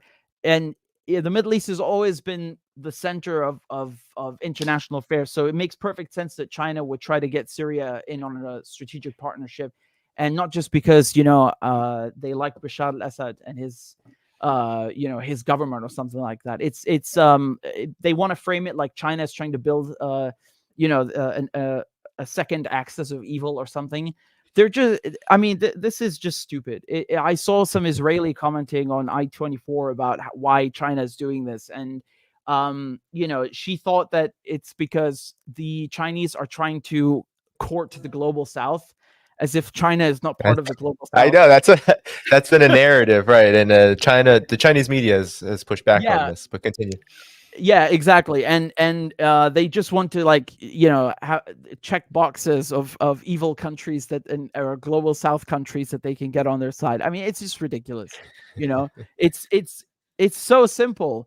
It's so simple and clear what the nature of the relationship is, but they just, it doesn't fit the Israeli propaganda, so they have to do their thing. And it sounds very, very much like the crap you'll hear in British press and German and French press, for that matter. Yeah, well, you bring up an interesting point, especially in regards to Israel and the way that relations with Syria and really anyone in the axis of resistance in the West Asia, for example, complicates things. And I often get the question, well, Danny, what about China and Israel? And one of the guiding principles of China's development over the last 40 plus years has been hide your strength, bide your time. And what's so interesting about this move with Syria is that and it will, when China says we have a strategic partnership, it's not like Biden going to Vietnam and saying we're in a strategic partnership now, and oh yeah, we'll give you some old F-16s if you want them, and then you can go kick rocks and do what we say on China. And oh, you want something? Well, build our stuff for us. How about that? Oh, it's a little expensive. It's a little hard. We're not helping you. We're not giving you market access. Tough. Get over it. That's the way the U.S. treats others. True. But when it comes to China, there will be, with this partnership, with the Belt and Road, Syria joined the Belt and Road Initiative, what was that, a year and a half ago, within the last couple of years. there will be infrastructure development. There will be rebuilding happening. It'll be really interesting to see. This is one of the things that China's economic relationship has done with many other countries is once that infrastructure gets built, will Israel feel so emboldened to bomb that infrastructure? Because There that you go. complicates the relationship because Yes. Israel needs China's assistance, needs its economic relationship with China too. So after the Mao period, the politics changed dramatically. There was a different way of talking about things, and especially after the fall of the Soviet Union. This is kind of the way that China's been trying to build up its influence, not through taking over and taking harsh positions and saying we're on this side of the war, or that side of a war, but with things like the Iran-Saudi Arabia talks, with Yeah. Syria strategic partnership, like these things change politics without China having to say, well, we're on Yeah. Syria's side versus whoever their Those, adversary by is. doing those things you just mentioned, the strategic partnership with Syria, with Iran, and then also the peace deal between Saudi Arabia and Iran, which then helped the relations between Syria and Saudi Arabia and Yemen and Saudi Arabia. These things are against Israel's interest. So I think, you know, if you know, you want to look at it that way, there's no question about it that that really upset the Israelis. Now, with Saudi Arabia, obviously, because of what Netanyahu and MBS were saying in the last 2 weeks, they're still going to normalize ties, which is disappointing. But again, this has nothing to do with China. You know, so I would say if if the Israelis could have their way, they would rather zero investment from China, but no help of China's between Saudi Arabia and Iran, and investment in Syria. So actually, if you take these things into consideration, they are to Israel's disadvantage. And like you said, I don't think the Israelis, well, I'm not saying they won't, but they will think twice about bombing things that the Chinese build. And you know, I can also bring up Russia, because Russia, it's funny because actually during the visit, Xi Jinping was saying that Syria was the first country to recognize the People's Republic of China, and also when it comes to the Israelis, the Soviet Union was the first to recognize them. So Russia and Syria have a very tight relationship, even though the Russians also have one with Israel. Perhaps it's not that close, but many Israelis actually are Russian Jews or Ukrainian Jews, and or Polish Jews. And you know, in the 20th century, if you look at the Russian Empire or the Soviet Union, it was one country. So I don't think that you know, the fact that, I mean, like I said, it would be it would be preferable that China and Russia obviously did not engage with Israel, but they do have a very good relationship with Syria, and the former does not negate that. You know, it matters a lot more, for example, that Saudi Arabia, which is an Arab country, has a relationship with Israel, because they're shanking the Palestinians.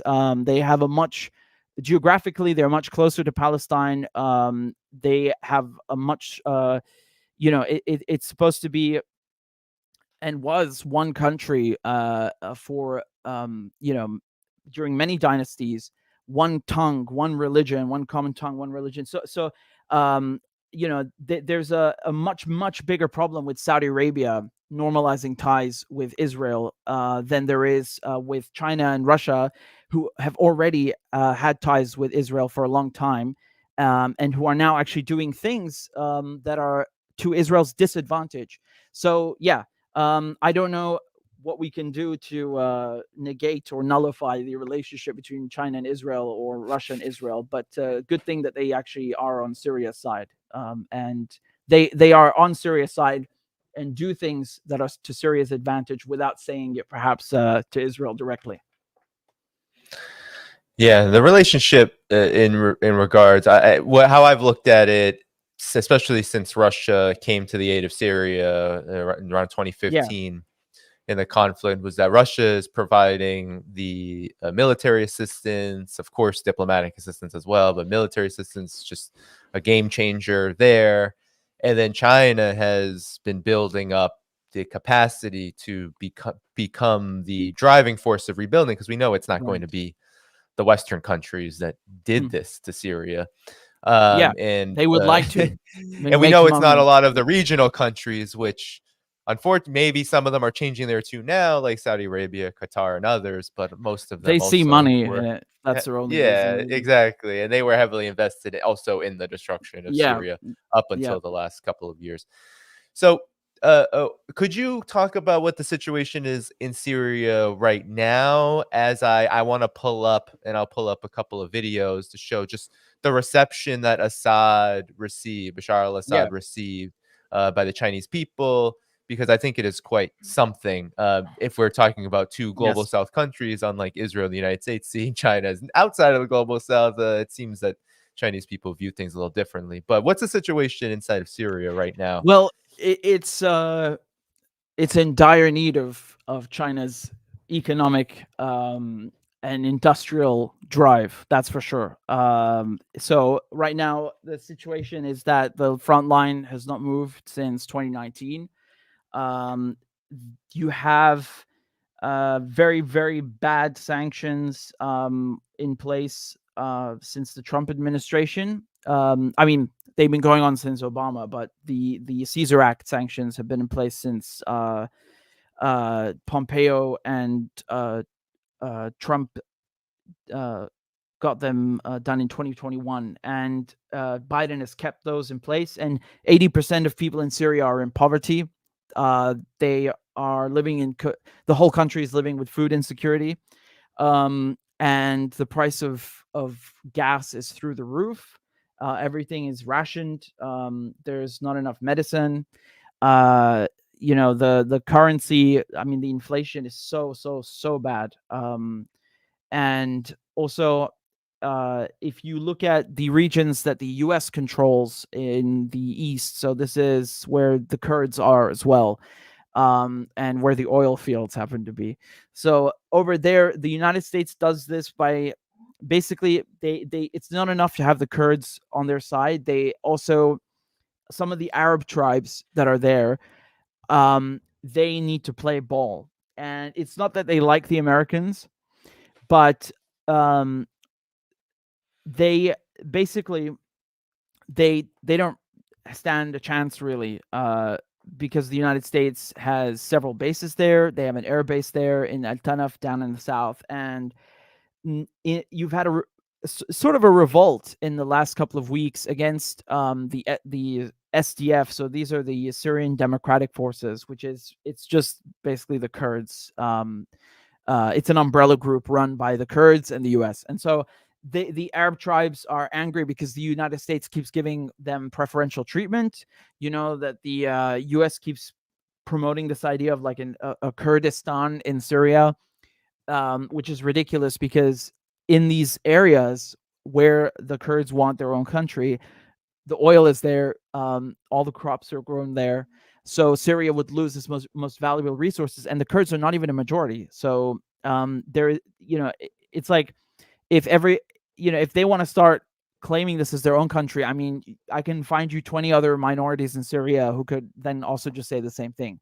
So the Arab tribes are the majority there, and Syria was already like carved up many times, and the last time, the last time that it was really shrunk was by the UK and France. So with Sykes-Picot in 19, yeah, exactly. So they carved it up into Lebanon and Jordan and so on, and it was done on sectarian lines, which is the way they do this, right, on purpose.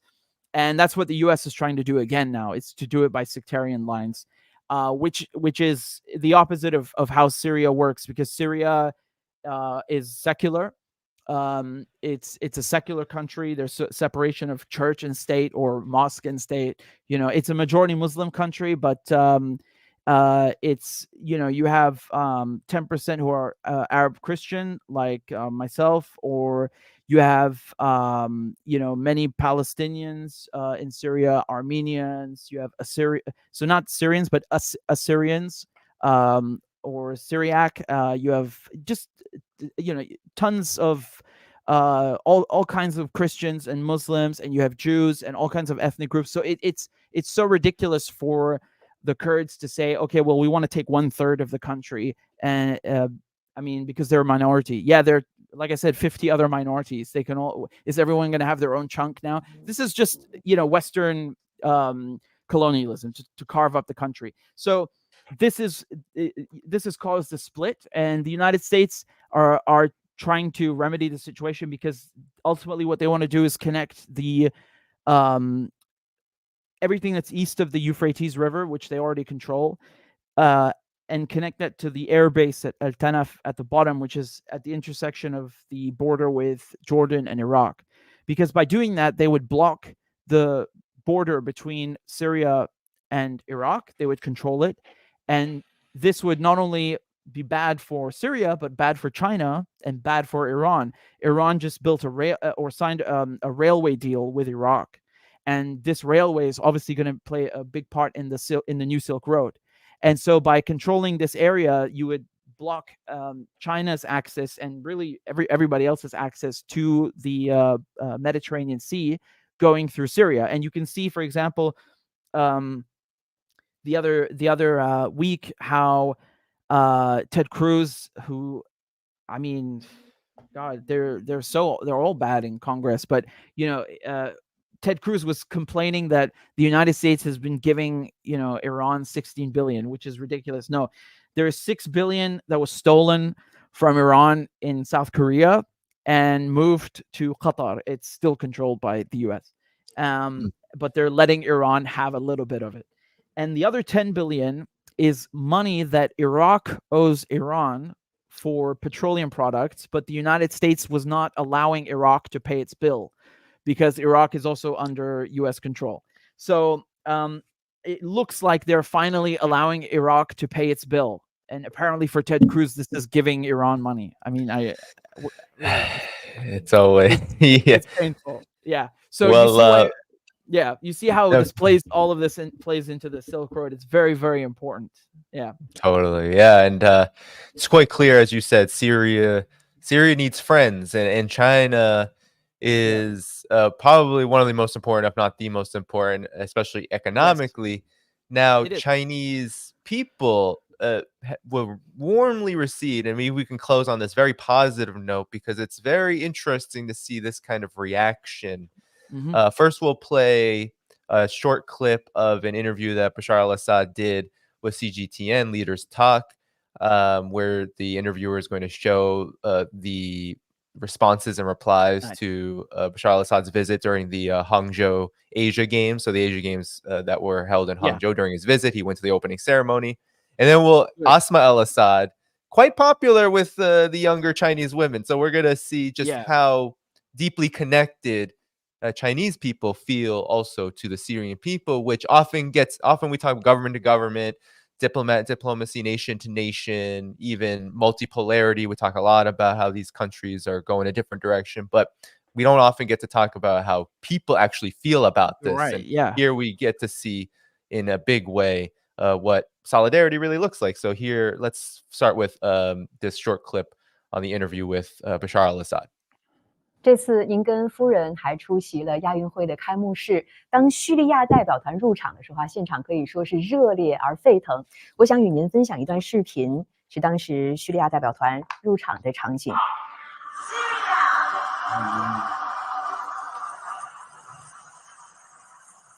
叙利亚代表团由32名运动员组成。 当时在现场的那种热烈的场景，人们在欢呼。而与此同时呢，其实，在场外，在中国的社交媒体上啊，这个话题呢也是冲上了热搜。有很多的中国网友，他们都留下了很多的评论。我读了很多的评论，觉得很感动。在这儿呢，我也想与您分享其中的几条。有网友就写到说，在废墟里也要仰望星空。还有人说，展现给世界的不光是满目疮痍，还有无限的生机和活力。也有网友写道。 请让玫瑰开满大马士革，和平与爱留在这片身处荒漠也抬头仰望的土地。听完这些网友的评论，以及您跟夫人在现场感受到的那种场景，您想对中国的观众和网友说些什么吗？ طبعا أنا أذكر هذه اللحظة بشكل دقيق لأنها لحظة مؤثرة عندما هتف الشعب الصيني أو الجمهور الصيني في الملعب لدخول الفريق السوري، وهذا يعني الكثير في مثل هذه الحالة لأنها لحظة عفوية. هذا هو الشعب الصيني، وأحيانا نعتقد بأننا بسبب المسافات نبتعد عن بعضنا عاطفيا وربما بالمفاهيم مختلفة. هذه اللحظة كانت كافية لتقول بأن الصين وسوريا على المستوى الشعبي هما قريبين من بعضهما البعض. لكن بالنسبة لمستخدمي الإنترنت وحول هذا الحدث بالذات، أنا أريد أن أوجه الشكر لهم على اهتمامهم وعلى التعليقات التي قرأنا بعضا منها وكانت مؤثرة جدا، وعلى معرفتهم لعلاقة سوريا بالصين التاريخية والحديثة ولما يحصل في سوريا وعلى محبتهم لسوريا. ولكن تحديدا بالنسبة للافتتاح بالذات، فأنا أريد أن أقول بأن الرسالة التي وصلتنا عبر الافتتاح وعبر مواقع التواصل الاجتماعي هي تتقاطع أو ترتبط ببعضها البعض، هي عظمة الصين وكبرياء الصين مع التواضع الصيني. So pretty kind words there from both sides. And before I have you comment on that, I want to show you Asma al-Assad. She was swarmed by Chinese students, young Chinese students, when she was visiting. I believe this was the Beijing Foreign Studies University. So here is the scene.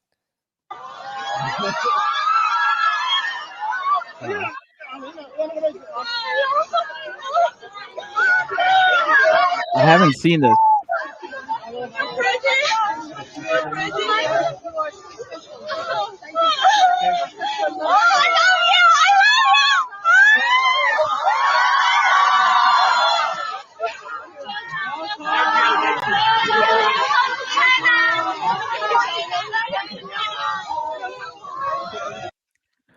Dude, Biden's wife can't even get a crowd like that in the U.S.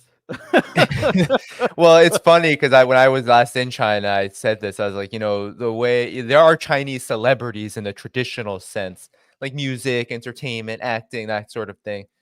But there's also like the celebritification of people you never expect to be celebrities. People who like served in like rural villages and did like really good things for people.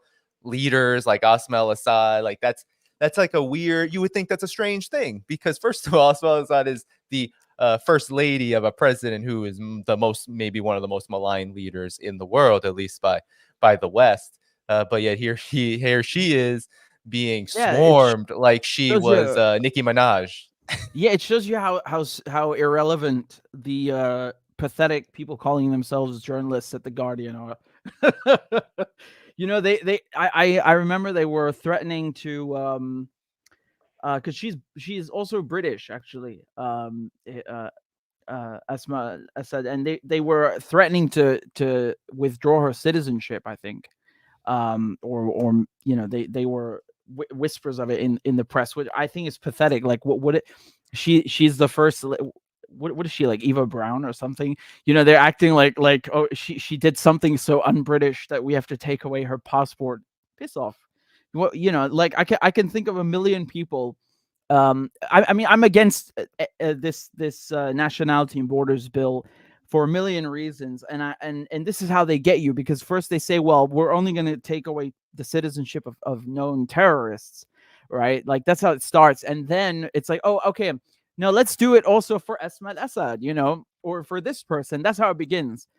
So I don't support it in the first place, but like just figuratively speaking, I can think of a million people who would deserve that, and she is not anywhere. She has nothing to do with this. It's like when they sanctioned his son.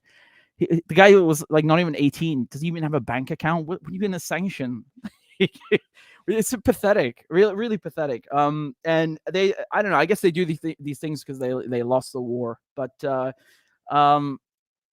think it's really nice comments that they that she just read out from people on the internet. Really, really nice. really nice. And it's I was kind of regretting I didn't learn Chinese. That's the only bad thing I'm about the regretting that every multipolar day. world. My 4 languages that I speak do not include Russian Hey, at and least you can Chinese. speak another one. Yeah, I know, right? We're all feeling I behind. really should not have learned German. What a waste of time. I should have gone with Russia or Chinese. What? No, Yeah. I'm kidding, but also it's there's a reason they're UN languages and German is not. So yeah, I mean, again, Arabic, French, English are also really important, but I think this is another reality that people are going to be confronted with this multipolar world, is that like Yeah.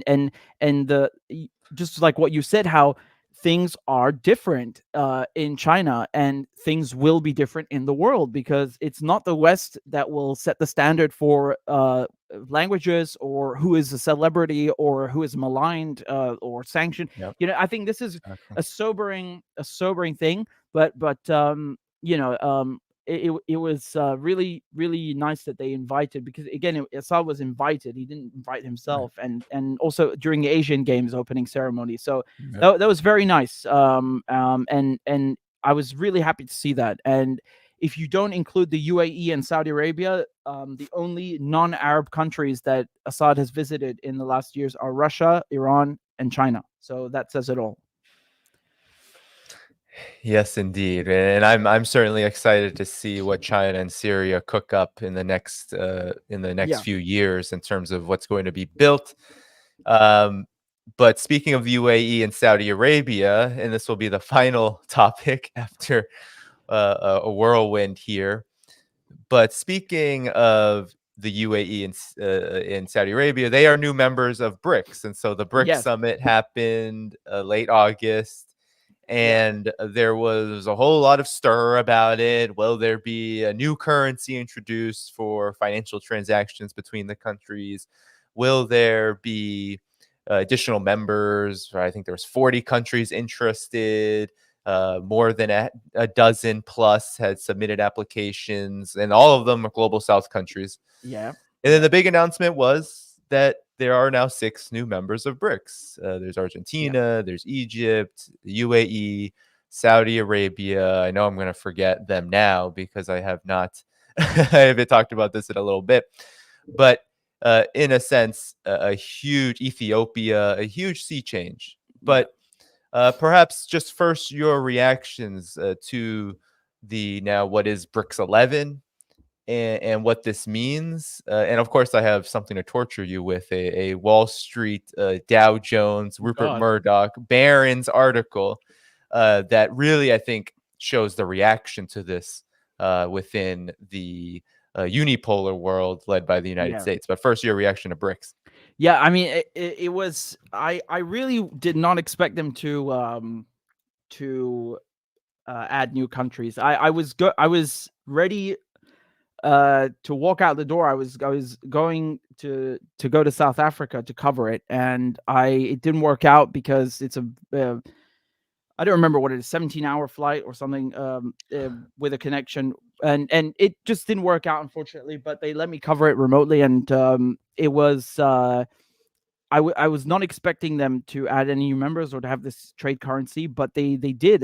So they more than doubled the amount of members, and this was really nice to see. And the thing is that Argentina is the second largest economy in South America after Brazil, and Brazil being a founding member, it made sense why they picked Argentina. And if you look at the other new members, especially when it comes to the Middle East, I mean, Saudi Arabia and the UAE and Iran and so on. I mean, they really it's good. It's really good to see so many Middle Eastern countries accepted, and all of them are global South. Now, with the UAE and Saudi Arabia, I'm a bit worried because the UAE normalized ties with Israel, right? So they did that with Trump and the Abraham Accords, and then now Saudi Arabia is openly saying this.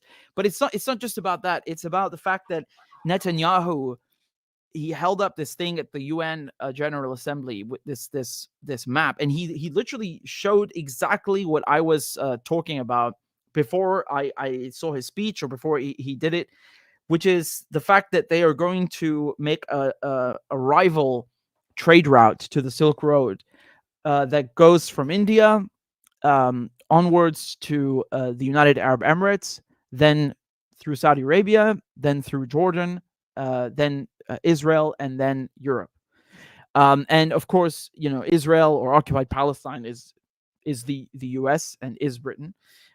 Jordan, the king of Jordan is a colonel in the British Army.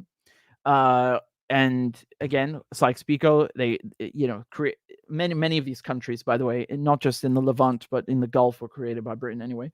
And then Saudi Arabia and the UAE are also puppets of the West. And India is, I think, the weakest link. Well, in the founding members, at least, of BRICS, or let's say BRIC before South Africa joined.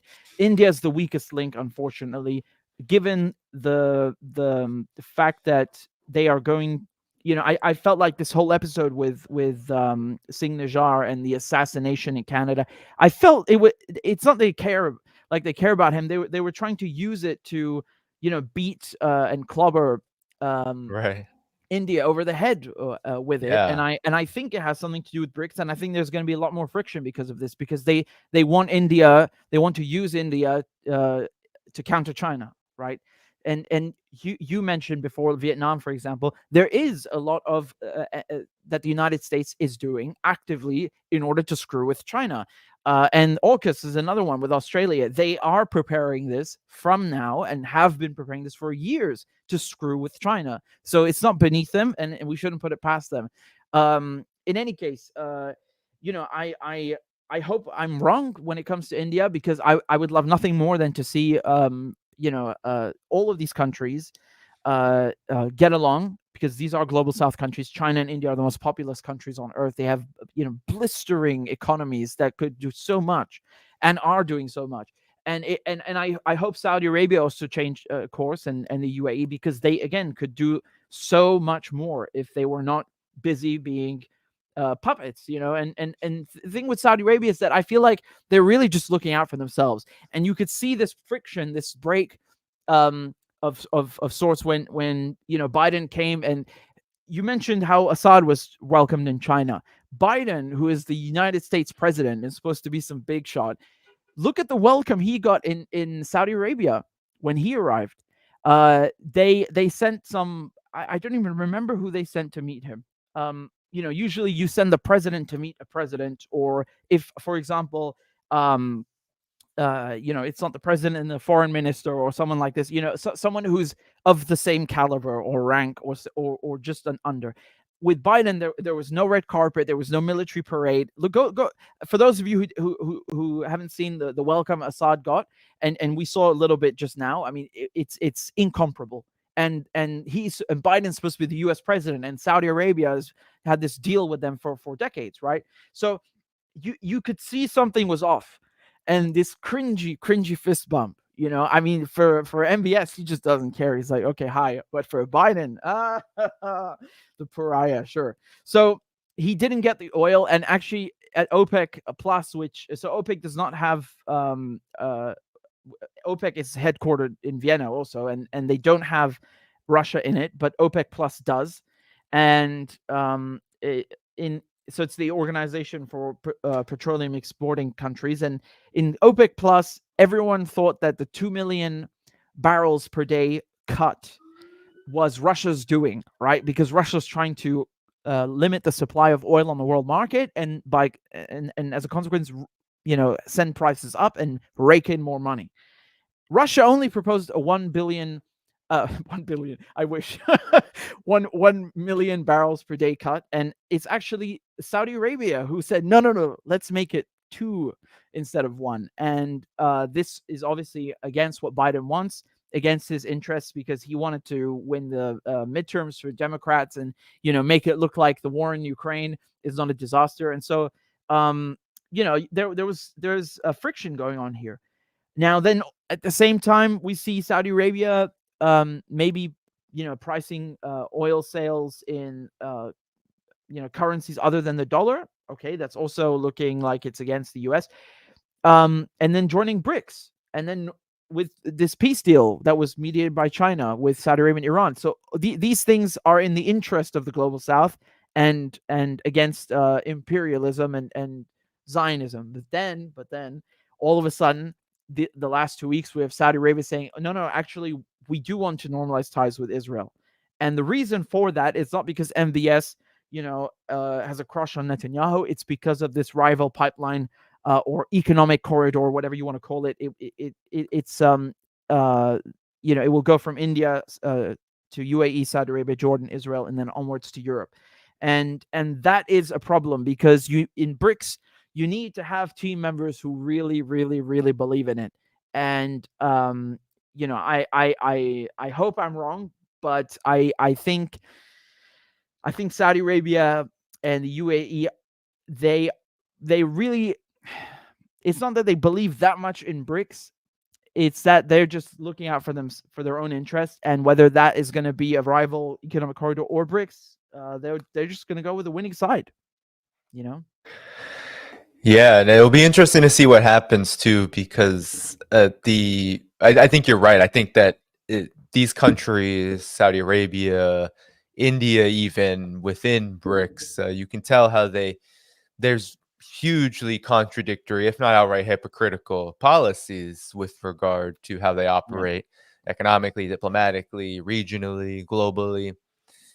You know, India's anti-China stance is pretty tough. Yeah, Like it is a tough one. And at the same time, they know they need to make deals. They know they need to do business. A lot of India's industry, which isn't as big as many people think it is, but what industry it does have, a lot of it depends on Chinese inputs, outputs, everything. So it's really hard to so they, you know, so that's what's interesting is there is a lot of this hedging bets, but you know, what I find interesting is that Saudi Arabia, the UAE, would even these countries, I'm a little less surprised by the UAE. I feel like they've been hedging their bets a little bit harder with China of late, but with Saudi Arabia and even, you know, just look at the list of countries that want to come in.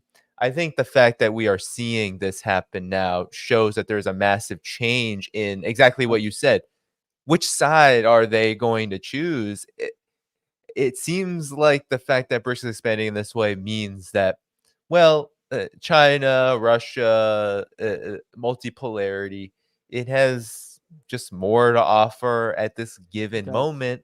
But this corridor, I'm curious, do you feel like there is teeth to this corridor? Because we've been hearing for years, anything US and European led, which it will be, you know, India and Saudi Arabia, no matter how much bluster with the corridor that was announced at the G20, they're still having to play ball. Like they're not leading this thing, even though they're the most important parts of it.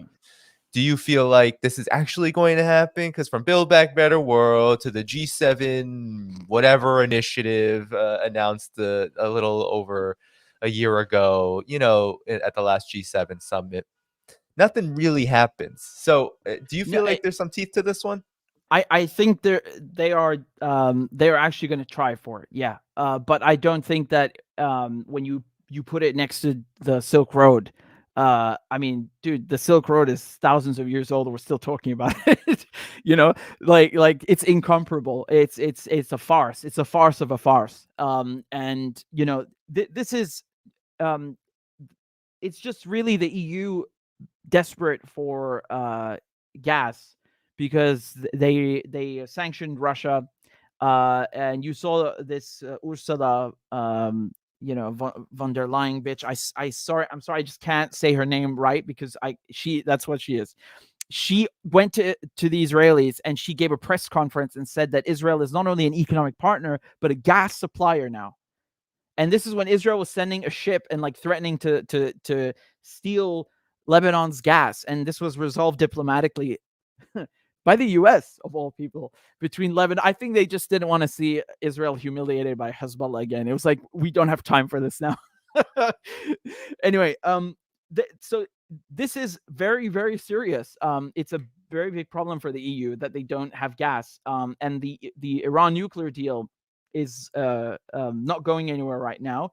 And they, the only places that can give them gas are the US with LNG.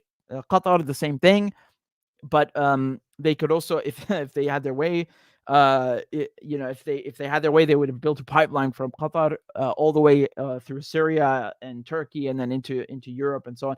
But this is one of the ideas that they are floating. And I don't think ultimately it will catch on. I think what will happen is that, and what is happening, like you just said, so many countries are applying to join BRICS because it is something of worth. It is something that is actually not just sensible, but really just in everybody's best interests. It is the future, and it's in part, obviously, it's not because only of the Ukraine war, because this is a project that's been going on for decades now,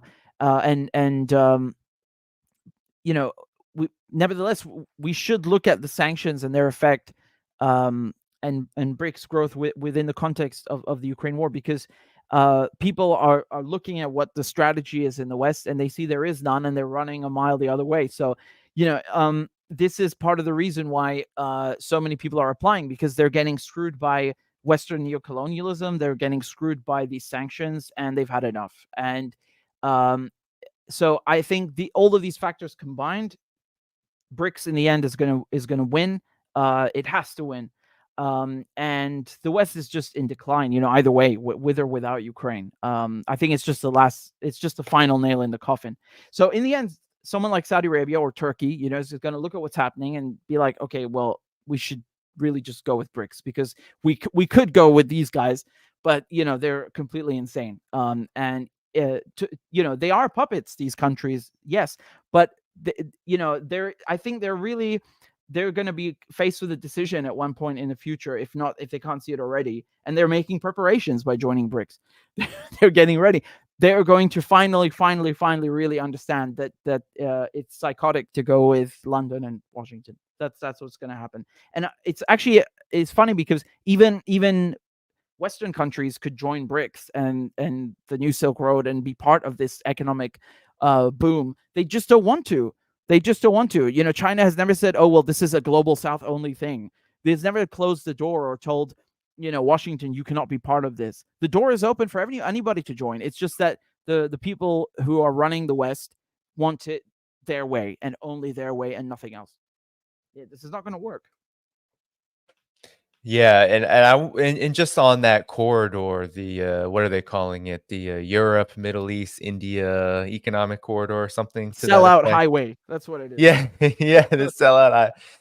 I pulled up this tweet in past programs, but from Arnaud Bertrand. He's a commentator. He's I believe he's lived in China for many years. Maybe still does.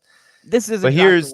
Yeah. Yes, this is what's so interesting. So, of course, we know this corridor is a counter to the Belt and Road Initiative. And given that Saudi Arabia and India are major players in this, it's obvious that it's a counter to the BRICS as well. But here you have the map of what this India, Middle East, Europe economic corridor will look like to counter the Belt and Road Initiative. It ends at the port of Piraeus in Greece, which was literally built by China as part of the Belt and Road Initiative. So, and I believe Scott Ritter also went over how much of the infrastructure in this project is literally going to be built on top of the Belt and Road Initiative. So, that just says it all about where Europe is and the United States is in terms of their ability to lead such a thing. But maybe your final thoughts on that, because we're going to see now a lot of countries we believe were just firmly in the US and Western camp making some complex and difficult decisions, perhaps ones that put politics aside to as much as they can be put aside, and hopping on board the BRICS Belt and Road Express. Yeah, I'm actually, I mean, I already hate Netanyahu to begin with, but I was going to talk about this corridor, and then this dirtbag goes to the UN and draws it out like the same day. I'm like, what are you doing? No, so you made me even more angry. But I'll finish with an analogy then. So, or it's really actually a direct example about this. So Italy, I think, signed up for the Belt and Road Initiative, Right. and it's the only Western country to do so, and they got crapped on by such a height from the CIA and Washington and Wall Street that they pulled out. I've never heard of another country pulling out of the Belt and Road Initiative. Correct me if I'm wrong, but Italy's the only one. And we have, what are we at now? Like over 120 countries that are signed on. 152, I believe. There you go. 152. 75% of the world's and countries. there you go. And Italy's the only one that pulled out, and it makes sense. I mean, Italy is just like Germany and well, the rest of Europe and Japan and Korea, they're just colonies, really, or South Korea, I should specify. They're just U.S. colonies, so they do as they're told. And I knew this was coming, and I was even surprised to see Italy had signed on. I mean, it makes sense because they're in the Mediterranean. They have many port cities that have traditionally always been very important in trade and in and in the ancient world and in the Middle East. It makes sense, but I was surprised to see them sign on because they were the only Western country to do so. And I was like, well, how did they get away with that? And well, I got my answer because they didn't. So, I remember there's after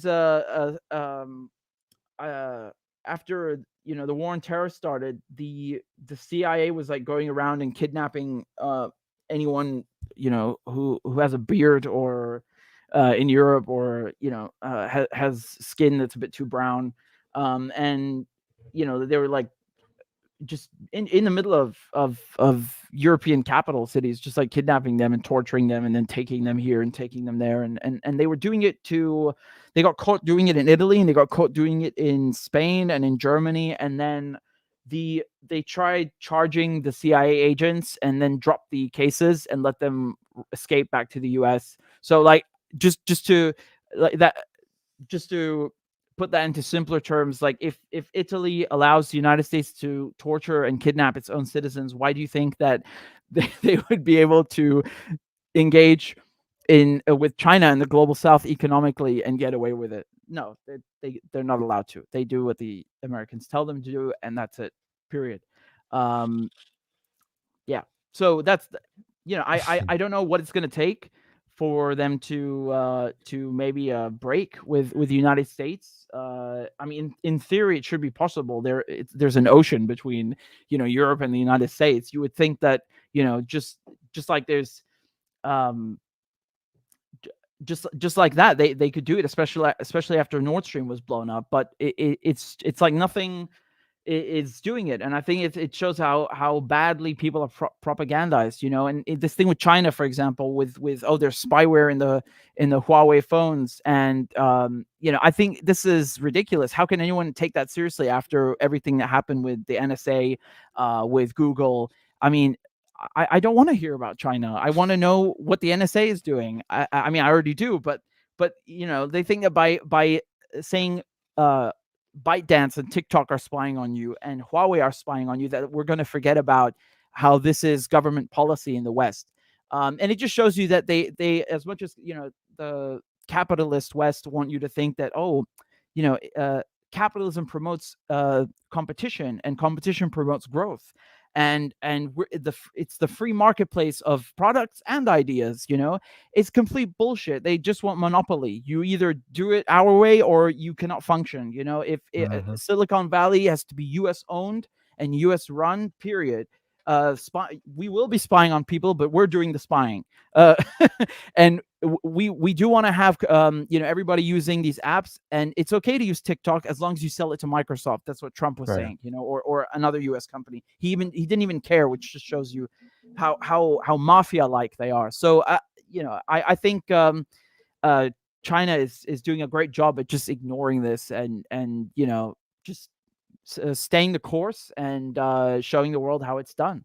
And it's not like, by manipulation or coercion. It's as I always say, it's based on mutual respect, agreement and consent and mutual benefit. And so that's how it works. That's how it should work. And that's how you convince people. And that's why, as you said, 150 countries are signed onto Belt and Road Initiative. Meanwhile, this sellout highway, no one's ever even heard of. Yeah, well, we've lucked out because we are short on time. So I do want to we're not going to go over this article word by word, but it shows exactly where you're talking about this coercion. I believe this is the plan. This is from Dow Jones, Rupert Murdoch owned Barron's magazine. They published a feature, a guest commentary from someone, Edward Price, who is, of course, he's a intelligence consultant, and of course he's a former British trade official. Not sure if you're familiar with him, Richard, but he now he teaches at NYU's CIA School of Center for Global Affairs. But we just need to read how he talks about this. First, he says Pax Americana is disintegrating and the US needs friends. Relying on the UK, Germany, and Japan just isn't enough. America needs the VIPs: Vietnam, India, Philippines, and Saudi Arabia. This should be a warning to these countries, by the way. Thank you. I was literally going to say that. That shows you how these countries are going to be very important to U.S. coercion. But we'll just read, maybe we don't have to read the Vietnam one because we reference India already. So this is interesting. India and Saudi Arabia, maybe we can focus on since they're part of this corridor. India, of course, is the eye. Here's the rub, and just the smug arrogance is nauseating. It's a BRIC nation, but India will play its cards as it suits India. And what a fantastic hand India has. Big economy, good demographics.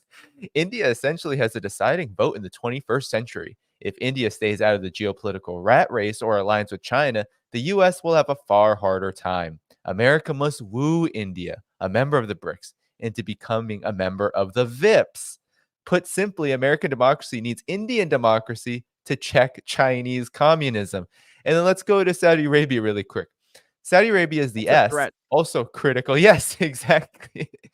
Members of the Biden administration, including Jake Sullivan, National Security Advisor, have been back and forth in the kingdom for months now.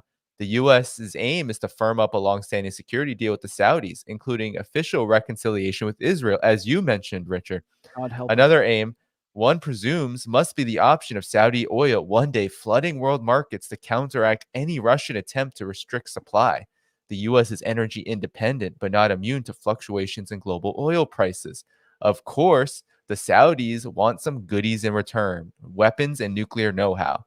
The latter is probably too much to ask, but we'll see. All told, the U.S. needs Saudi Arabia to stop Russia one day disrupting world energy markets. It isn't going to be an easy ride for Uncle Sam, and it goes over and over again. Despite its capitalist hustle, Vietnam is a communist power. India does what India wants. The Philippines are a treaty ally, prone to wondering about what life will be like if it were dating China.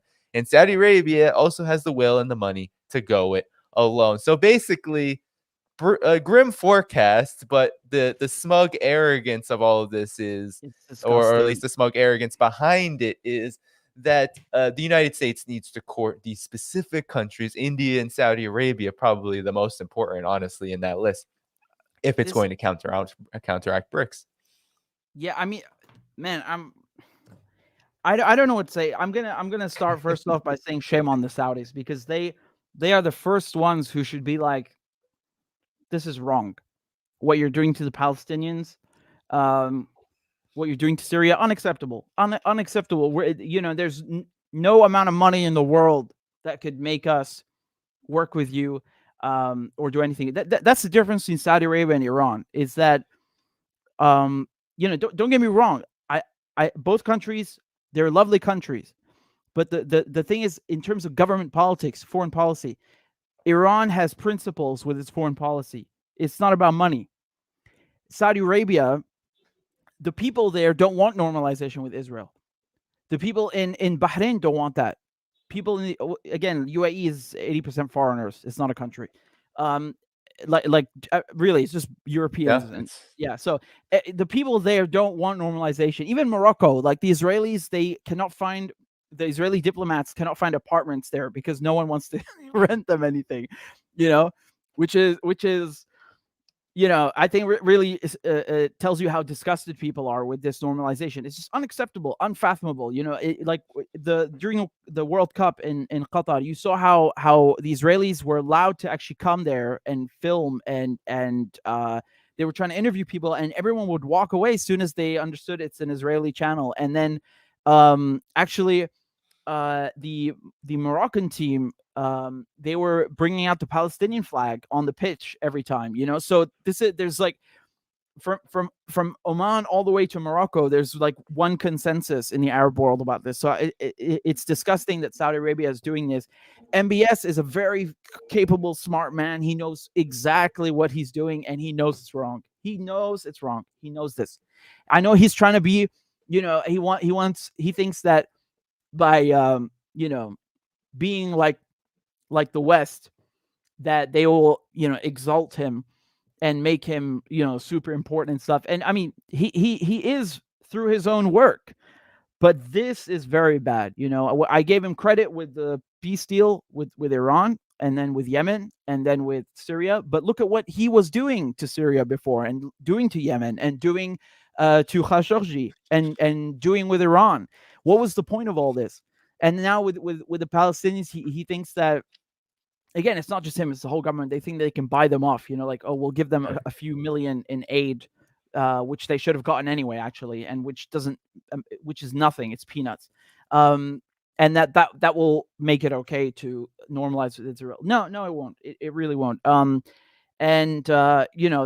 this is of course the same kind of logic that Saudi Arabia has been using for decades to go with the US, to always do what the US wants, supply the US with oil. There was a time in the 1970s in when you had the oil shock in the early 70s, when Saudi Arabia actually had spine, and that's no longer the case. Saudi Arabia could easily put pressure on Israel, put pressure on the US easily, almost. It would be easier for them to do it than China or Russia even. And that's saying something, because Saudi Arabia is not an economic powerhouse like China, and it does not have as much gas as Russia, or as much territory as Russia. But that's still saying something, because it has so much oil. And the U.S., in the article you were just reading, he said that, oh well, the U.S.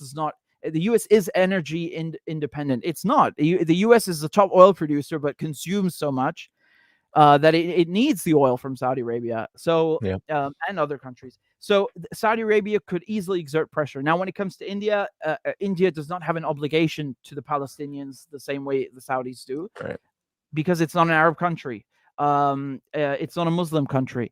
Yes, it has Arab influence there, or rather, it was influenced by Arabic and Arabic culture, and it has Muslims there, but it's not Saudi Arabia. So for me, this is a very, very, very big problem, that Saudi Arabia is willing to do what the West wants or what Israel wants, because it happens to be lucrative. I don't think that's acceptable or a good excuse. And this article, I mean, Christ, it's really arrogant. It's really arrogant. And if I were Vietnam or I were India, I would be threatened by this, because you see how they're trying to make this about, basically, as soon as India doesn't do what they want, they'll be like, oh, what happened to Mr. Singh Niger? Or what about your democracy? You don't look too democratic today. We know how it's going to go. They will threaten them if they don't play ball. Mm-hmm. They can't do that to China. They can't do that to Russia. These countries are vulnerable by aligning themselves with the U.S. to such an extent.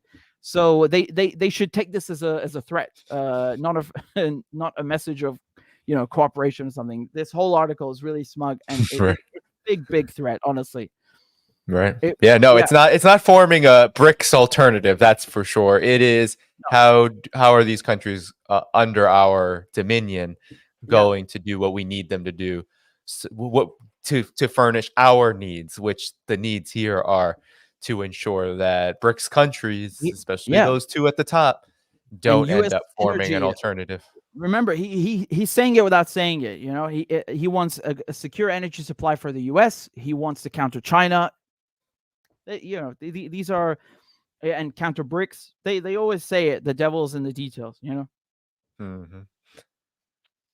All right, Richard, we've gone a while, so I'm gonna let you go now because I know So it's getting really late where you're at. It part was 2 of the really marathon is going to be on my channel. Okay, so oh, I'm going to good. bring you on, and we're going to keep this going. Yeah.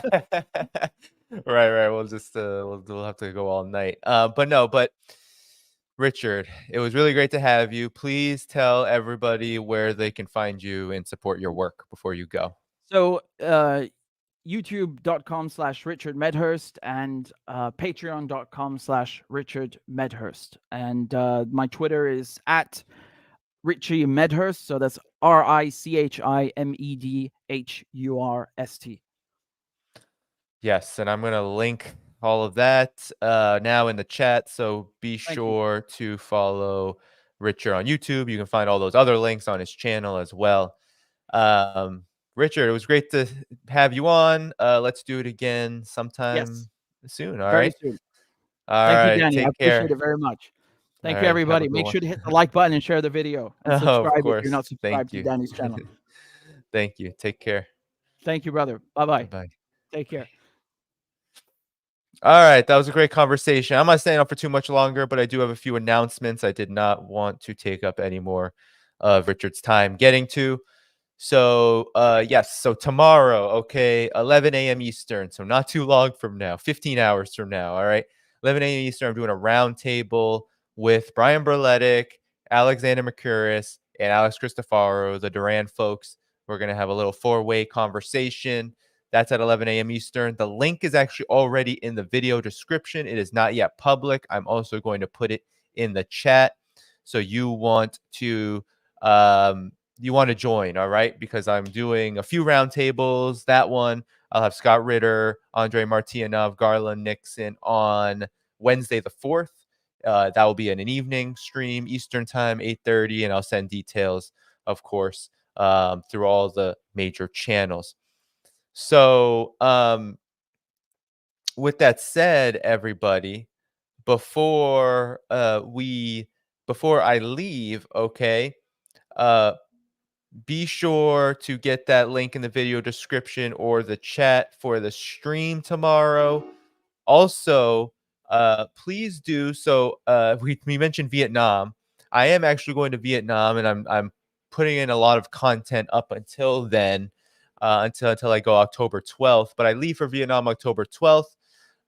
Please do help cover the cost of this trip if you're able to, as well as just support this channel, support independent media. Best place to do that's on Patreon at patreon.com/DannyDhaiphong. I'll shout out the super chats really fast. That's another great way as well. Becoming a YouTube member. I think we have a new YouTube member. I'll shout you out as well. But Patreon is the best place. Substack is also another great place for paid membership, YouTube membership, and of course, a new single. So for those who can only do one-time payments, Buy Me a Coffee is a great option. That's in the video description, as well as PayPal, etc. But please do subscribe in any way that you can, support any way that you can, to help support the show and also help support things like expanding, growing, and bringing you different perspectives, doing trips like Vietnam, China, as I went earlier in July, etc. All of those things do cost money, and it goes a long way to have your support when I do it. So thank you so much for supporting this work. With all of that said, though, I'm going to shout out the super chats. I want to say thank you to the moderators who are here. I see Desert Mantis. I see Ware Pilgrim. I'm sorry if I missed you. Notary, I believe you are also a moderator. So thank you so much. Okay. Joe, I think you are also as well. And okay, so here we go. We have a lot of super chats. Thank you so much, Zach, the Celtics guy. if you're talking about the Boston Celtics, I'm excited about the Drew Holiday trade. I'm a Boston guy, so I'm really excited. Maureen Johnston, thank you so much for that. Alexander, welcome. Thank you for becoming a member of this channel. Really appreciate it. We have Emblemed Fate. What form propaganda led to Poland hating Russia? Wow, that goes all the way back to Nazism and fascism and the rise of that in Europe, but can't get to it today. But your question is a very good one. Thank you so much. David, thank you so much for the super sticker. Stan says UK minister like the Black Knight in Monty Python. Thank you so much. That's a good one. Thank you. Deha Ko, happy to see two of my favorite geopolitical analysts together. Hope to see more future collaborations. Me too. Yeah, we should definitely do that. I really like his work. I appreciate what he does, and I appreciate him taking so much time with me. He's really good at marathons, so I really appreciate him sticking with me today. Claude Biladeu, oh, my French. I don't speak French like Richard, so thanks for the $10. And hi from Quebec. Sorry, we got Trudel. You don't have to apologize. It's not your fault. So Signor De La Torre, keep up the good work. Thank you so much for that. Sorry for butchering your name. And the notary, thank you so much for your support. So that's all the super chats that I got. Thank you so much. All right. And I think that will be all. Okay. I think that will be all for today. Thank you, Laura, for the tip on Rockfin. And on Rumble, thank you so much for attending the stream. We got 70 watching on Rumble.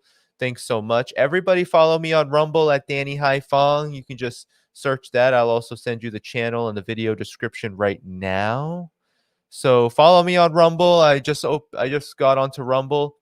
And then I'll put the stream in one more time for tomorrow at 11 a.m. Eastern. And I will. So in the chat, you will now have the Rumble as well as tomorrow's stream. But I do have to go. Thank you so much. Appreciate all of your support. I will see you all very soon. Take good care. Bye-bye.